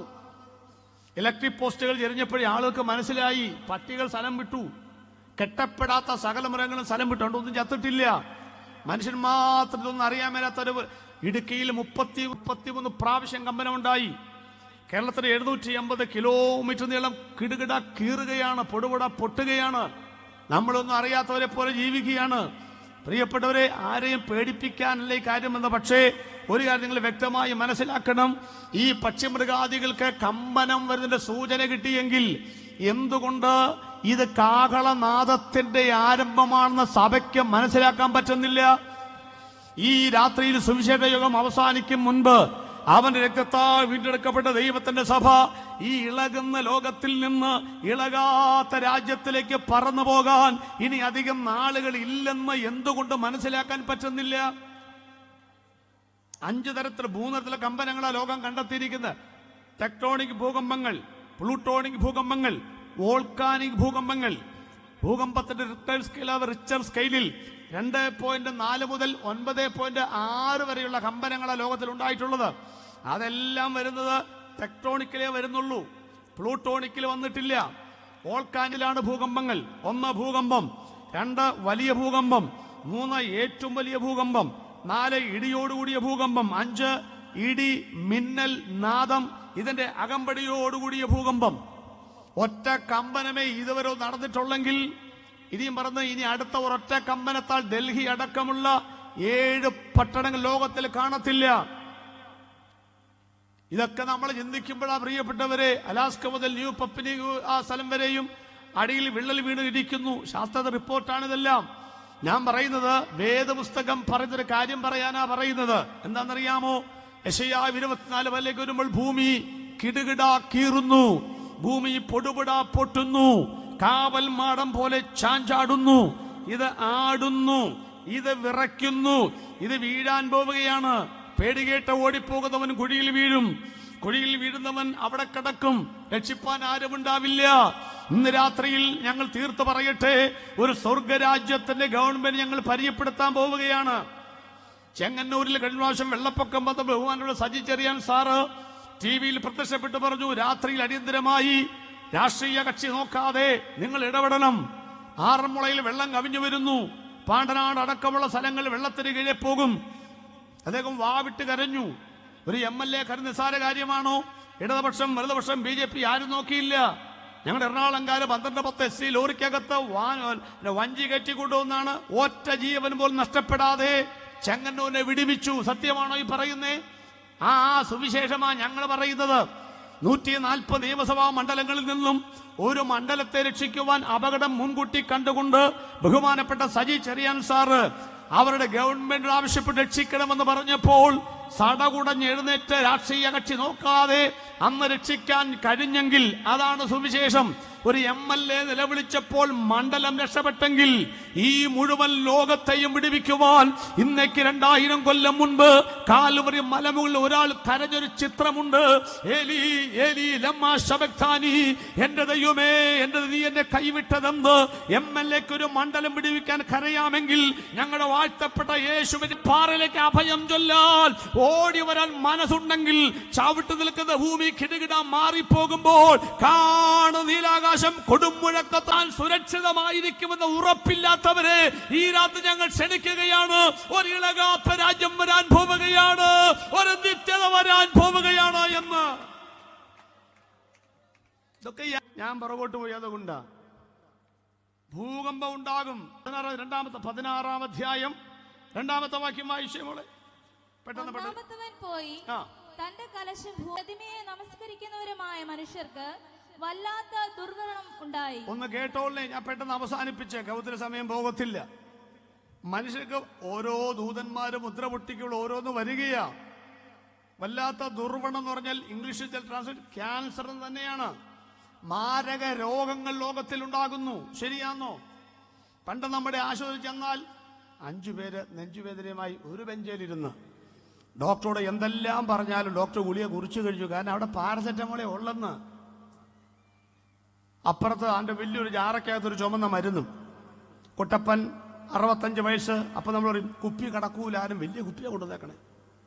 ഒരു മണ്ണെണ്ണ കുലിയിൽ വെച്ച് ചെരിച്ച് അങ്ങോട്ട് കൊടുക്കുകയാണ്. ആ മരുന്നാണ് ഇപ്പോഴും ചുമക്ക് ഏറ്റവും ബെസ്റ്റ് എന്നാ പറയും. ആ പനി എന്ന രോഗം ഇപ്പൊ എത്ര പനിയുണ്ട് നിങ്ങൾ. പണ്ട് പനി എന്ന രോഗമേ നമ്മൾ വിശ്വസിച്ചിരുന്നില്ല. വേറെ ഏതാണ്ട് രോഗം വരുന്നതിന്റെ മുന്നോടിയായിട്ടാണ് പനിയെ കരുതിയിരുന്നത്. ശരിയല്ലേ? ഇപ്പൊ പനിയുടെ വകഭേദങ്ങൾ. ഇപ്പൊ ക്യാൻസറിനേക്കാൾ പേടിക്കണം ആരെ? പനിയെ. ഇനി ഏത് പനി ആർക്കറിയാം? പക്ഷിപ്പനി, കുരങ്ങ് പനി, പിന്നെന്താ മനുഷ്യപ്പനി പോട്ടെ, തക്കാളിപ്പനി, ആപ്പിള് പനി. ഇനി പേരിടാനും വല്ലതും ഉണ്ടോ? പച്ചക്കറികളുടെ പേരിട്ടു, മൃഗങ്ങളുടെ പേരിട്ടു. അപ്പൊ ഇനി ഏതൊക്കെ പനി? ഇനി ചേനപ്പനി, കുമ്പളങ്ങപ്പനി ഒക്കെ വരാൻ കിടക്കുക. അറിയാമോ? ആണ്ട് കടലങ്കര പതഞ്ഞു നിറഞ്ഞു വരുമ്പം ശാസ്ത്രം പേരിടും വിൽമ, കറങ്ങിത്തിരിയുമ്പം കത്രീന. ഓരോ പെണ്ണുങ്ങളെല്ലാം പേരിട്ടിരിച്ച് കാറ്റിനൊക്കെ പേരിട്ടിരിക്കുക. പ്രിയപ്പെട്ടവർ, എന്തെല്ലാം പനി വരാൻ കിടക്കണു ഇനി ഇല്ലേ? നമ്മുടെ വായിക്കൊള്ളാത്ത പേരുകൾ.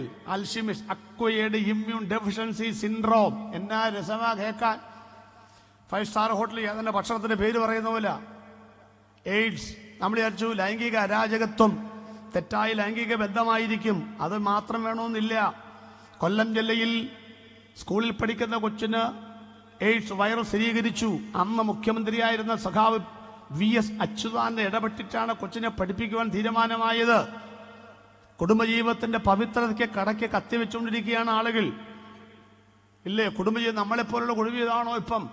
ആണോ? പണ്ട് 25 കൊല്ലം കഴിയുമ്പോഴാ വെഡിങ് ആനിവേഴ്സറി കൊടുക്കുന്നേ. അന്നേരം വാച്ച് കെട്ടിയ കൈയും ഒരു കൊടയും. അണ്ട് 25 കൊല്ലം വെഡിങ് ആനിവേഴ്സറി. അന്ന് അങ്ങനെ 25 കൊല്ലം കഴിഞ്ഞ് ഇപ്പൊ 1-ാമത്തെ കൊല്ലം കൊടുക്കും ഫസ്റ്റ് വെഡിങ് ആനിവേഴ്സറി. കാരണം അവർക്കറിയാം 25 വരെ പോവുകയില്ലെന്ന്. 25 വരെ പോയിട്ട് വേണ്ടി കൊടുക്കാനായിട്ട് 13 കോടി രൂപ ചെലവിലാണ് തമിഴ്നാട്ടിലെ കല്യാണം. 13-ാം ദിവസമാണ് ഡിവോഴ്സ് ആയത്. ഡിവോഴ്സിന് വിലയുണ്ടോ ഇവിടെ? കോടതി ചോദിച്ചു, മോളെ ഡിവോഴ്സ് വേണോ? വേണം സാർ. അഡ്ജസ്റ്റ്മെന്റ് പറ്റത്തില്ല, അണ്ടർസ്റ്റാൻഡിങ് ഒക്കത്തില്ല. നിനക്ക് തയ്യലറിയാമോ? അറിയാം. സൂചി നൂലുണ്ടോ? ഉണ്ട്. എന്നാ പിന്നെ ആ ഷർട്ടിന്റെ ഒരു ഭാഗം കീറിയാൽ അത് കൂട്ടി തുന്നി തയ്ച്ചിട്ട് നടന്നുകൂടെ? കൊച്ചു 10-ാം ക്ലാസ്സിൽ പഠിക്കല്ലേ? കോടതിക്ക് ആഗ്രഹം ഒരുമിച്ച് ജീവിക്കാൻ. ഇപ്പൊ ഈ വെങ്കൊച്ചു പറയാ ഇടാം സാർ, പക്ഷെ ഷർട്ടിന്റെ എല്ലാ ഭാഗവും കീറിയതാണെങ്കിൽ തുന്നുന്നതിനേക്കാൾ നല്ല തുണി മേടിക്കുകയല്ലേ എന്ന്. അപ്പൊ ജഡ്ജി പറയാ ഡിവോഴ്സ് ചെയ്തോളാം. കാലം പോയ വോക്ക് കണ്ടോ നിങ്ങള്? സ്വത്രം. ഞാൻ എൻ്റെ വേറൊരു പ്രസംഗത്തിൽ ചോദിക്കാൻ ചോദ്യമുണ്ട്. ഇനി ഒരു ജന്മമുണ്ടെങ്കിൽ ഈ ഭാര്യ മതിയോ? സത്യം പറ, മുഖത്തോട്ട് നോക്ക. ഉണ്ടോ? ഒരെണ്ണം മല്ലേലിയ പറയുന്നുണ്ടോ? നോക്കിക്ക്. എന്താ കാര്യം? എൻ്റെ പാസ്റ്റേ, ഇനി ജന്മോ? ഈ ജന്മം തന്നെ ഏടാകൂടങ്ങളെ കൊണ്ടുനടക്കാനുള്ള ബുദ്ധിമുട്ട്. മാതാപിതാക്കൾ, മക്കൾ എല്ലാം ചേഞ്ചിന് വേണ്ടി ആഗ്രഹിക്കുന്നവരെ ലോകത്തിൽ. ദൈവമക്കൾ അങ്ങനെ ഇല്ലെന്ന് വിചാരിക്കാം, വിശ്വസിക്കാം. ബുദ്ധിമുട്ടാണെങ്കിലും വിശ്വസിച്ചേ പറ്റത്തുള്ളല്ലോ.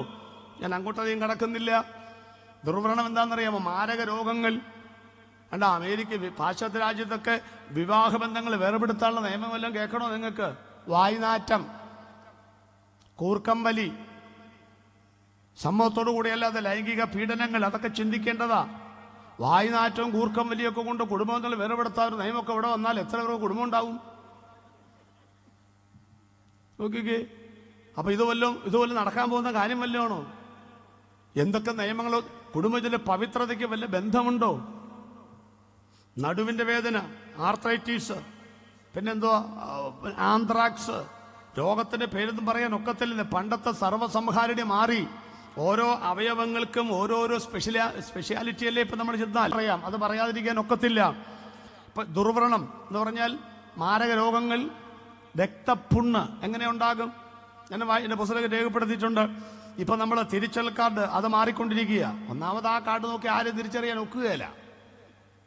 തിരിച്ചൽ കാർഡ് കണ്ടുവെച്ചും തിരിച്ചൽ കാർഡ് കൊടുത്ത വില്ലേജ് ഓഫീസർ രണ്ടും കൂടെ ഒരാളാണെന്ന് പിന്നെ സെയിൽ ലെറ്റർ കൊടുക്കണം വേറെ. ആ കാർഡിന് ഇടേണ്ട പേരെന്താ? തിരിച്ചറിയാ കാർഡ് എന്നാ കൊടുക്കേണ്ടത്.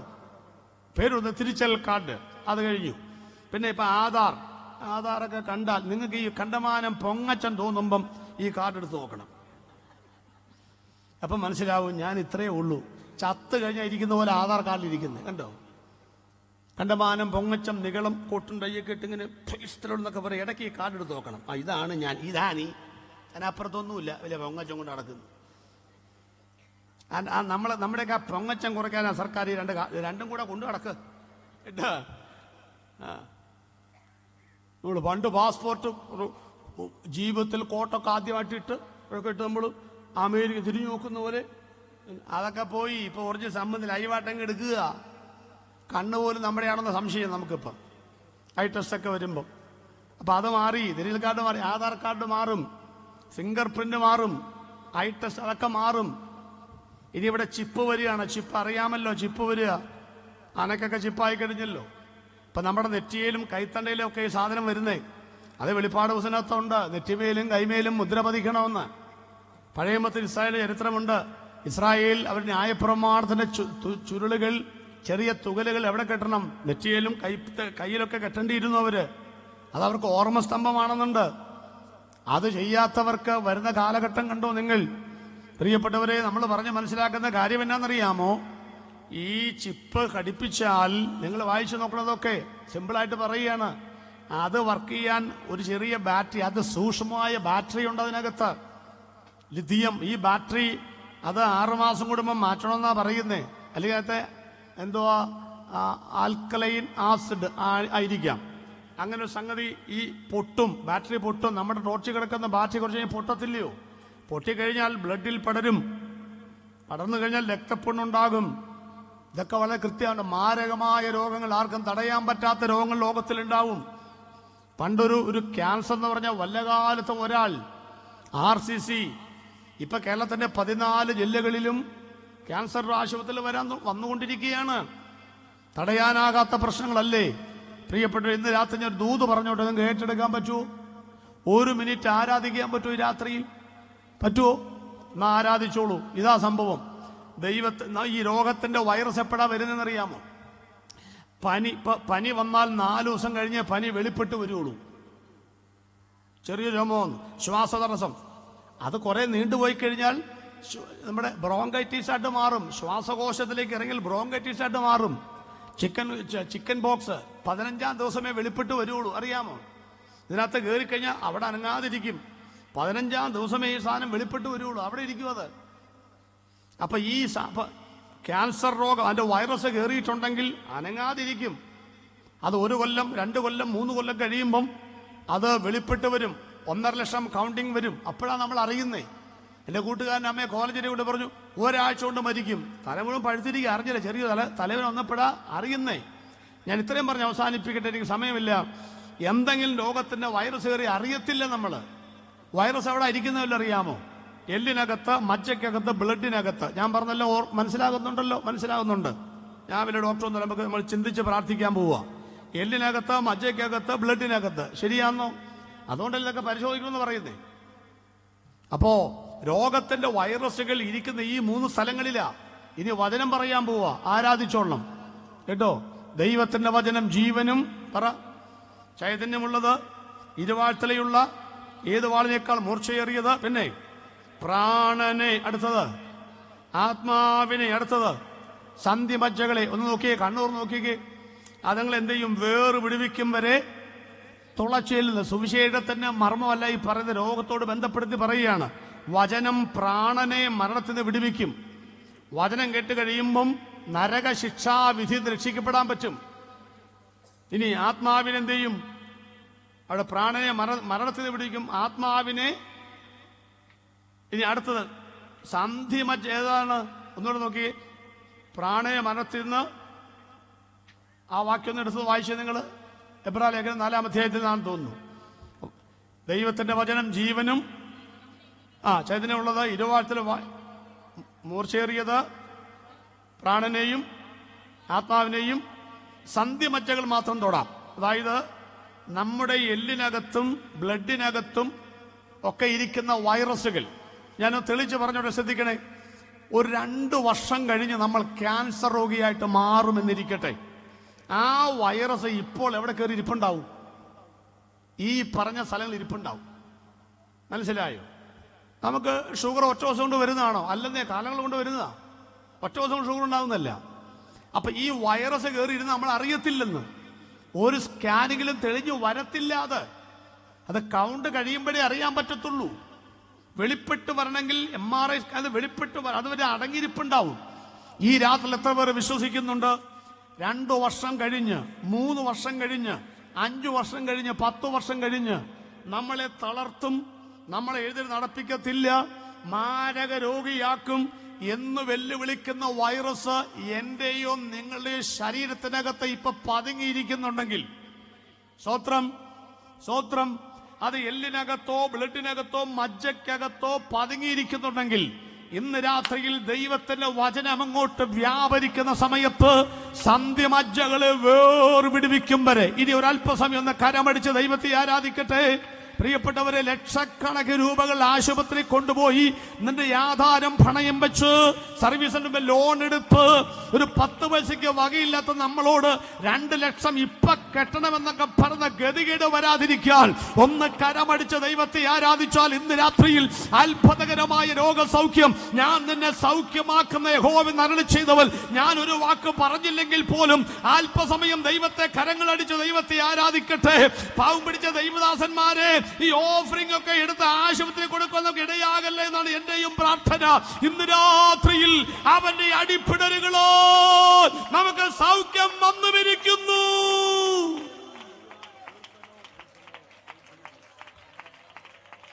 ഹല്ലേലൂയ. ഒത്തിരി കാര്യം പറയാനുണ്ട്. താഴെ സമുദ്രത്തിലെ വെള്ളം ചീത്തയാകും. ഇനി ഞാൻ വായിപ്പിക്കുന്നില്ല. 4-ാമത്തെ വെള്ളം ചീത്തയാകും. ഈ നദിയിലെ വെള്ളമെല്ലാം അവിടെ ചെന്നല്ലയോ വീഴുന്നത്? നദികൾ ഇപ്പം മലിനമല്ലേ? സുന്ദരമായ നദികൾ എവിടാ ഉള്ളത്? ഒന്നുമില്ല, എല്ലാം വിഷലിപ്തമാണ്. പണ്ടത്തെ പാട്ടോർമ്മയില്ലേ? പെരിയാറേ പെരിയാറേ പർവ്വത നിരയുടെ, അത് പണ്ട്. ഇപ്പം പനിനീരാണോ ഇതിലൂടെ പോകുന്നേ? ചെന്ന് നോക്ക, പനിനീരാണോന്നറിയാൻ. സ്വത്രം. കാലം മാറി, തെറ്റി വരുന്ന മഴയും പുഴയും കാലഘട്ടങ്ങൾ അതിന് കടക്കുകയാണ്. കടലിലെ വെള്ളം ചീത്തയാകും. ഇവിടുത്തെ കുടിവെള്ളത്തിന്റെ ക്ഷാമം മുട്ടുന്നു. എന്തെല്ലാം സംഭവങ്ങൾ നടക്കുന്നു. ഞാനത് പറഞ്ഞ് അങ്ങ് അവസാനിപ്പിക്കുകയാണ്. കണ്ടവാൻ എനിക്ക് ഒത്തിരി പറയാൻ പറ്റും. ആ പുസ്തകം കൊടുത്തിട്ട് എനിക്ക് പുസ്തകം കൊടുക്കാനില്ല, അതുകൊണ്ടാണ് ഞാൻ പറയാതിരുന്നത്. ഈ പുസ്തകമാണ് ഞാൻ എഴുതിയത്. പുനരാഗമനം മുതൽ പുതിയൊരു 5 കോപ്പി വെച്ചിട്ടുണ്ട്. 3-ാമത്തെ എഡിഷൻ തീർന്നു. അതുകൊണ്ടാണ് 450 രൂപ വിലയുള്ള പുസ്തകമാണ്. ദൈവദാസന്മാർക്ക് ഈ പുസ്തകം കിട്ടിയാൽ 150 ബൈബിൾ ക്ലാസുകൾ 3 കൊല്ലം സമയം പഠിപ്പിക്കാം. 3-ാമത്തെ എഡിഷൻ തീർന്നു. 4-ാമത്തെ ഇപ്പോൾ പ്രിന്റ് ചെയ്തുകൊണ്ടിരിക്കുന്നു. അത് വന്നാൽ തരാം. 5 ഉള്ളൂ, അവിടെ വെച്ചിട്ടുണ്ട്. ഞാൻ പറഞ്ഞു വരുന്നത്, എനിക്ക് മണിക്കൂർ പറയാൻ പറ്റും, പക്ഷേ ഞാൻ ഇവിടെ നിർത്താൻ പോവുകയാണ്. 20ഉം 21ഉം വാക്യം വായിക്ക്.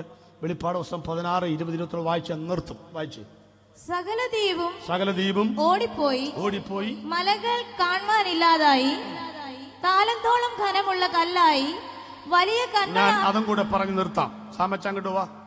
ഇഹത്തിലെ ദുരിതങ്ങൾ തീരാറായി. ഇതൊരു പാട്ടില്ലയോ? പാട്ടില്ലേ? അങ്ങോട്ട് വാ. നമുക്ക് ആ പാട്ടൊക്കെ പാടി ആരാധിച്ചിട്ട് വേണം പോവാനായിട്ട് കേട്ടോ. ഇഹത്തിലെ ദുരിതങ്ങൾ. ഇവിടുന്ന് പോകാൻ താല്പര്യമുണ്ടോ? ആരും മിണ്ടുന്നില്ലേ? എൻ്റെ പാസ്റ്റർ ഒന്ന് പച്ച പിടിച്ച് വരിക, 2 നിലയ്ക്ക് തറക്കല്ലിട്ടിരിക്കുക. മൂത്തവള് BS നഴ്സിംഗ്, അവൾ കുവൈറ്റിൽ പോയിട്ട് വേണം ഒരു മാതിരിയെങ്കിലും ജീവിക്കാൻ, ഒരു മാരുതിയെങ്കിലും മേടിക്കാൻ. എന്നിട്ട് പാസ്റ്റർ ചങ്കിക്കുത്തുന്ന വർത്താനം പറയാതെ അല്ലേ, നടക്കേണ്ടതൊക്കെ നടന്നോട്ടെ, ഇന്ന് വരും എന്ന് കരുതി ഒരുങ്ങിയിരിക്കുക. 50 കൊല്ലത്തേക്കുള്ള പദ്ധതികൾ തയ്യാറാക്കുക.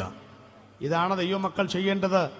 ഞാൻ പറഞ്ഞ അവസാനിപ്പിക്കും. അതുകൊണ്ട് എന്തോന്ന മലകൾ കാണാനില്ലാതെയാകൂ. പണ്ട് നമുക്ക് മലയുണ്ട്, ഇന്ന് കാണുന്ന മല നാളെ കാണാനില്ല. അത് ഗൾഫിലായിരുന്നു പണ്ട്, മണൽക്കാറ്റടിച്ച്. ഇപ്പം അങ്ങനെയാണോ? അവിടെ JCB വരുന്നു, തോണ്ടിയെടുക്കുന്നു, മല കാണാനില്ല. 35% താഴെയുള്ള നെൽപ്പാടങ്ങൾ മാത്രമേ മണ്ണിട്ട് നികത്താവൂ എന്ന് കേരളത്തിൽ ജിയോളജി വകുപ്പിന്റെ ഉത്തരവ് അവിടെ പൂട്ടിക്കെട്ടി കിടക്കുകയാണ്. 100-ൽ കൂടുതൽ ശതമാനം വിളവുള്ള പാടശേഖരങ്ങൾ പോലും ഇവിടെ മണ്ണിട്ട് മൂടിക്കൊണ്ടിരിക്കുകയാണ്. പണ്ട് കാലത്ത് നമ്മൾ ബസ്സിൽ പോകുമ്പോൾ പാടശേഖരങ്ങൾ കാണാം, ഇപ്പൊ കാണാനുണ്ടോ? ഇപ്പൊ ബഹുമന്ദിരങ്ങൾ കാണാം, നല്ല കാറ്റ് കിട്ടാനുണ്ടോ? കിട്ടാനില്ല. ദ്വീപുകൾ കാണാതായി. അങ്ങനെയല്ലേ മോളെ? അതെ, ഇനി അടച്ചോ, സമാധാനാവട്ടെ, രക്ഷപ്പെട്ടു കൊച്ചു. കണ്ടോ, ദ്വീപുകൾ കാണാതായി. ഏതാ ദ്വീപുകൾ? ഈ അന്റാർട്ടിക് പ്രദേശത്തുള്ള മഞ്ഞുമലകൾ ഉരുകുന്നതിനെ കുറിച്ച് വായിച്ചിട്ടുണ്ടല്ലോ നമ്മൾ. ഇവിടെ 7 മടങ്ങ് ചൂട് വർദ്ധിക്കുമ്പോൾ എന്താ 7 മടങ്ങ് ചൂട് വർദ്ധിക്കുന്നത്? അതൊക്കെ പറഞ്ഞു വെക്കാൻ നേരമില്ല. രാജാവ് നിർത്തിയ ബിംബത്തെ നമസ്കരിക്കത്തില്ലെന്ന് പറഞ്ഞപ്പോൾ അന്നത്തെ രാജാക്കന്മാർ പറഞ്ഞു തീച്ചൂള 7 മടങ്ങ്. പാവപ്പെട്ട ഉപദേശിമാർ തലയ്ക്ക് വില പറയാൻ ഇവിടെ ആൾക്കാരുള്ളൂ. 5 വർഷം കൊണ്ട് 538 പേരെ ശിരസർത്ത് വീണ നാടാണ് നമ്മുടെ ഇന്ത്യ. നമ്മുടെ യോഗം മാത്രം 10 മിനിറ്റ് വൈകിയാൽ നിർത്തിടാന്ന് പറഞ്ഞ ഇവിടെ ആളുണ്ട്. നമുക്ക് മാത്രം പല തടസ്സങ്ങളുണ്ട്. നിങ്ങൾ ഓർത്തോ, സുവിശേഷത്തിന് ഞങ്ങളല്ല അതിന് പ്രതികാരം ചെയ്യാൻ വരുന്നത്, ദൈവമായ കർത്താവാണ് എഴുന്നേൽക്കുന്നത്. പണ്ടത്തെ രാജാക്കന്മാർക്ക് ദൈവത്തെ ആരാധിക്കാത്തതിന്റെ പേരിൽ 7 മടങ്ങ് തീച്ചൂള വർദ്ധിപ്പിക്കാൻ പറഞ്ഞപ്പോൾ അവർ ആ തീച്ചൂളയിലേക്ക് പോയി. ഓർത്തോളം കാലം കരുതി വെച്ചിട്ടുണ്ട് പലത്. ആ ദൈവം നമ്മളിവിടെ 7 മടങ്ങ് തീച്ചൂള ലോകത്തിൽ മൊത്തം വരുത്തുമെന്ന്. സ്വോത്രം. അങ്ങനെ വരുമ്പോൾ ഇവിടെ അന്റാർട്ടിക് മഞ്ഞുമലകൾ ഉരുകും. 12000 വർഷം പഴക്കമുള്ള കിളിമഞ്ചാരോ പർവ്വതത്തിന്റെ ശിലകൾ, അത് മുളഭാഗം ഉരുകി ശിലകൾ കാണായി വന്ന് എത്രയോ കൊല്ലം പോകുന്ന വാർത്തയാ ഇല്ലേ? സഖാവ് EP ജയരാജൻ അടക്കമുള്ള പ്രസംഗിച്ചതിന് ഓർക്കുന്നുണ്ട്. പെൻഗിൻ, ഹിമക്കരടികൾ കാണാനുണ്ടോ? മഞ്ഞ് കാലാവസ്ഥ ജീവിക്കുന്ന പക്ഷിമൃഗാദികളെ കാണാനുണ്ടോ? കാഴ്ച ബംഗ്ലാവിൽ ചെല്ലണം. അങ്ങനെ ഇവിടെ ഇതൊക്കെ ഉരുകിയാൽ ഓസോൺ പാളിക്ക് വിള്ളൽ 82-ൽ ഉത്തര ധ്രുവത്തിൽ, 87-ൽ, 89-ൽ ദക്ഷിണ ധ്രുവത്തിൽ 2.5% അന്റാർട്ടിക്കയുടെ മുകൾ ഭാഗത്ത് വിള്ളലുണ്ടായി. അതാണ് ഇങ്ങോട്ട് വരുന്നത് സാധനം. വന്നാൽ ത്വക്ക് ക്യാൻസർ ഉണ്ടാകും, ചൂട് വർദ്ധിക്കും, മഞ്ഞുമല ഉരുകും, സമുദ്രത്തിന്റെ ജലനിരപ്പ് 6.5 അടി ഉയരും. ഞങ്ങൾ താമസിക്കുന്ന കൊച്ചിപ്പട്ടണം സമുദ്രനിരപ്പിൽ നിന്ന് നിലവിൽ 2.5 അടി താഴ്ചയാണ്. 6-ലും 2.5-യും 9 അടി വെള്ളം അവിടെ പൊങ്ങും. മെട്രോപൊളിറ്റൻ സിറ്റിയാ, പക്ഷെ സംഗതി പൊങ്ങും. പ്രിയപ്പെട്ടവർ, ഇതെല്ലാം പറയുമ്പോൾ നിങ്ങൾ മനസ്സിലാക്കണം, ഇതെല്ലാം ഉയർന്നു പൊങ്ങി താഴുമ്പോൾ വെളിപ്പാട് പുസ്തകം മുകളിലേക്ക് നോക്കിയപ്പോ കണ്ട കാഴ്ച എന്നാണെന്നറിയാമോ? ഇളകി മറിയുന്ന ആർത്തിരമ്പുന്ന വിശറൻ കാറ്റിൽ വീശിയടിക്കുന്ന മെഡിറ്ററേനിയൻ കടലിലെ ഓളങ്ങളും തിരമാലകളും അല്ല കണ്ടത്. മുകളിൽ നോക്കിയപ്പോൾ ആനന്ദം, ഞാൻ പുതിയ ആകാശവും പുതിയ ഭൂമിയും കണ്ടു. ഇന്ന് രാത്രി ഇതൊക്കെ പ്രസംഗിക്കുമ്പോൾ വിശ്വാസത്തോടെ മുകളിലേക്ക് നോക്കിയാൽ AD 90 കാലഘട്ടം മുതൽ ഭൂമിയിലേക്ക് ഇറങ്ങി വരാൻ വെമ്പി നിൽക്കുന്ന ഒരു പുതിയ ആകാശവും പുതിയ ഭൂമിയുമുണ്ട്. ആ പേര് നിങ്ങൾ കണ്ടോ? സിനിമ പേരല്ലത്. പുതിയ ആകാശവും പുതിയ ഭൂമിയും. അതിന്റെ അർത്ഥം എന്താ? നിങ്ങളൊരു പുതിയ വീട് വെച്ചു, സപ്പോസ് പുതിയ വീട് വെച്ചു, വലുതോ ചെറുതോ ആകട്ടെ. ഞങ്ങളുടെ പഴയ TV അതിനകത്ത് വെക്കുവോ? വെക്കത്തില്ല. പഴയ വക്ക് ചിളങ്ങിയ അലൂമിനിയം കലം വെക്കുവോ? വെക്കത്തില്ല. അതൊക്കെ അടുക്കള വശത്ത് കാണും. വീട് കാണാൻ വരുന്നവരെല്ലാം പുതിയ തരുമെന്നൊരു പ്രതീക്ഷയിലാണ് നമ്മൾ ഇരിക്കുന്നേ. കിട്ടുകയും ചെയ്യും. ഇപ്പോഴത്തെ കിട്ടലൊക്കെ ഒരു പ്രത്യേകതയാണ്. എന്നിട്ട് ഇന്നാളെ ഒരുത്തൻ ക്ലോക്കിന്റെ കട തുടങ്ങി. ഞാൻ പറഞ്ഞു, വീട് പ്രവേശനം നടത്താൻ പോയതാ ക്ലോക്കിന്റെ കട തുടങ്ങാൻ. എല്ലാം കൊണ്ടുവന്ന് ക്ലോക്കാ കട തുടങ്ങി. ഒരു കൊച്ച ഉണ്ടായിക്കഴിഞ്ഞാൽ എല്ലാവരും കൂടെ ഒരു 250 രൂപ കാണാൻ പറ്റും. എല്ലാവരും 150 ഉടുപ്പും തമ്പുരാന്. ആ കാശം കൊടുത്ത് ചെയ്യുന്ന കുഴപ്പം. ആക്കാ പോട്ടെ, പ്രസംഗം തീരാറായി. ശ്രദ്ധിച്ചോ നിങ്ങൾ? ഈ വീട്ടിൽ പഴയ ഫ്രിഡ്ജ് വെക്കുവോ? പഴയ ഒടിഞ്ഞ കാലുള്ള കസേര, കട്ടില്, പഴയ ടീ വല്ലതും വെക്കും, ഒക്കെ അടുക്കള വശത്താ. എന്ത് മനസ്സിലായി? പുതിയ വീട് വെച്ചാൽ പുതിയ സാധനങ്ങളല്ലേ വെക്കുന്നത്. എഴുമറ്റൂർ ദേശനിവാസികളെ, തമ്പുരാൻ ഒരുക്കുന്ന പുതിയ വീട് ഇവിടുത്തെ മെറ്റീരിയൽ കൊണ്ടല്ല, ഈ ഭൂമിയിലെ യാതൊരു സാധനങ്ങൾ കൊണ്ടല്ല. 5 വീടുകളുണ്ട്. ഇസ്രായേൽ വീടാണ്, ദൈവസഭ 2ാമത്തെ വീട്, ശരീരം 3ാമത്തെ വീട്, താമസിക്കുന്ന 4ാമത്തെ വീട്. 4 വീടും ഭൂമിയിലാണ്. 1ാമത്തെ വീട് ഇസ്രായേൽ 70-ൽ തകർന്നു. ദൈവസഭയാകുന്ന വീട് കർത്താവിന്റെ ഗംഭീരനാദം കേൾക്കുമ്പോൾ എടുത്തുകൊള്ളപ്പെടും. ശരീരമാകുന്ന വീട് 70-80 ആകുമ്പോൾ ഭൂമിയിലേക്ക് ചേരും. നമ്മൾ കൈകൾ കൊണ്ട് പണിത വീട് കാലപ്പഴക്കത്താൽ ജീർണിക്കും. 4 വീടും ഭൂമിയിൽ നിന്നുള്ള മെറ്റീരിയലാണ്, അത് ഭൂമിയിലേക്ക് ചേരുമെന്ന് കണ്ട കർത്താവ് 5ാമത്തെ വീട് ഭൂമിയിലുള്ള മെറ്റീരിയൽ കൊണ്ടല്ല പണിതത്. അതിലേക്ക് കയറണമെങ്കിൽ വീട്ടിൽ പുതിയ ഗ്രഹോപകരണങ്ങളാണെങ്കിൽ ആ പുതിയ വീട്ടിൽ കയറാൻ ഒരുവൻ ക്രിസ്തുവിലായാൽ അവൻ പുതിയ സൃഷ്ടിയാകുന്നു. പഴയത് കഴിഞ്ഞുപോയി. വെള്ളത്താലും ആത്മാവിനാലും വീണ്ടും ജനിക്കാതെ, പഴയ സ്വഭാവങ്ങൾ ഉപേക്ഷിക്കാതെ, യേശുവിനെ സ്വീകരിക്കാതെ, കാൽവരുടെ ചുവട്ടിൽ വരാതെ, പാപങ്ങൾ ഏറ്റു പറയാതെ, മാനസാന്തരപ്പെടാതെ, രക്ഷിക്കപ്പെടാതെ, വീണ്ടും ജനിക്കാതെ, പുതിയ സൃഷ്ടിയാകാതെ യേശു ഒരുക്കുന്ന പുതിയ വീട്ടിൽ കയറാൻ ഒക്കില്ല. ഞാനിവിടെ അവസാനിപ്പിച്ചോട്ടെ. ഇന്ന് രാത്രി ഇളകുന്ന രാജ്യം അല്ല, അടയാളങ്ങൾ.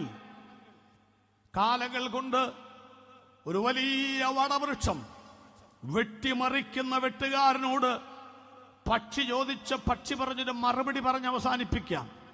ഓരോ കൊത്തുമ്പോൾ ഇലകൾ അനങ്ങുന്നു, കൂടനങ്ങുന്നു. മരം വെട്ടുകാരൻ ചോദിച്ചു, പക്ഷി നീ എന്താ പാട്ട് പാടുന്നത്? കാലം എത്രയായിട്ടും കാലങ്ങൾ കൊണ്ട് നീ കെട്ടിപ്പൊക്കിയ കൂട് അനങ്ങുന്നില്ലേ? നീ ആശ്രയിച്ച ചില്ലകൾ ഇളകുന്നില്ലേ? ഞാൻ അവസാനത്തെ കൊത്തും കൊത്തട്ടെ. പക്ഷി പറഞ്ഞ മറുപടി കേൾക്കണം. എഴുപറ്റൂർക്കാരെ, നിങ്ങൾ കേട്ടിട്ടുണ്ട്. താങ്കൾ ഡ്യൂട്ടി ചെയ്തോളൂ, അവസാനത്തെ കൊത്തും കൊത്തിക്കോളൂ. നൂറ്റാണ്ടുകൾ കൊണ്ട് വളർന്ന് പടർന്ന് പന്തലിച്ചു നിൽക്കുന്ന പടുകൂട്ടം വൃക്ഷത്തിന്റെ ശിഖരങ്ങൾ ഇവിടെ തലതല്ലി വീഴട്ടെ. ഞാൻ കാലങ്ങൾ കൊണ്ട് പടുത്തുയർത്തിയ എന്റെ കൂടെ ഇവിടെ ചിതറിപ്പോകട്ടെ. പക്ഷേ ദൈവം എനിക്ക് 2 ചിറകുകൾ തന്നിട്ടുണ്ട്.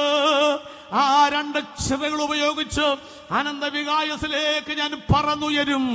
ആകാശം കൊടുമുഴക്കത്തോടെ ഒഴിഞ്ഞു പോകുമ്പോൾ, ഭൂമിയും മൂലപദാർത്ഥങ്ങളും കത്തിയടിയുമ്പോൾ, സുഹൃത്തെ, താങ്കൾ പണിതിരിക്കുന്ന ഈ വീട് ഇളകി മാറുമ്പോൾ, കിടുകിട കീറുമ്പോൾ, പൊടുപട പൊട്ടുമ്പോൾ, വിശ്വാസത്തിന്റെയും പ്രത്യാശയുടെയും 2 ചിറകടിച്ച് ഞാൻ ഇന്ന് രാത്രി മരിച്ചാലും എന്റെ യേശുവിനോടൊപ്പം ഞാൻ ഉണ്ടാകുമെന്ന് പറയാൻ കഴിയുന്നവരെ കരമടിച്ചും രാത്രി ഈ ദൈവത്തെ ഒന്ന് സ്തുതിക്കട്ടെ.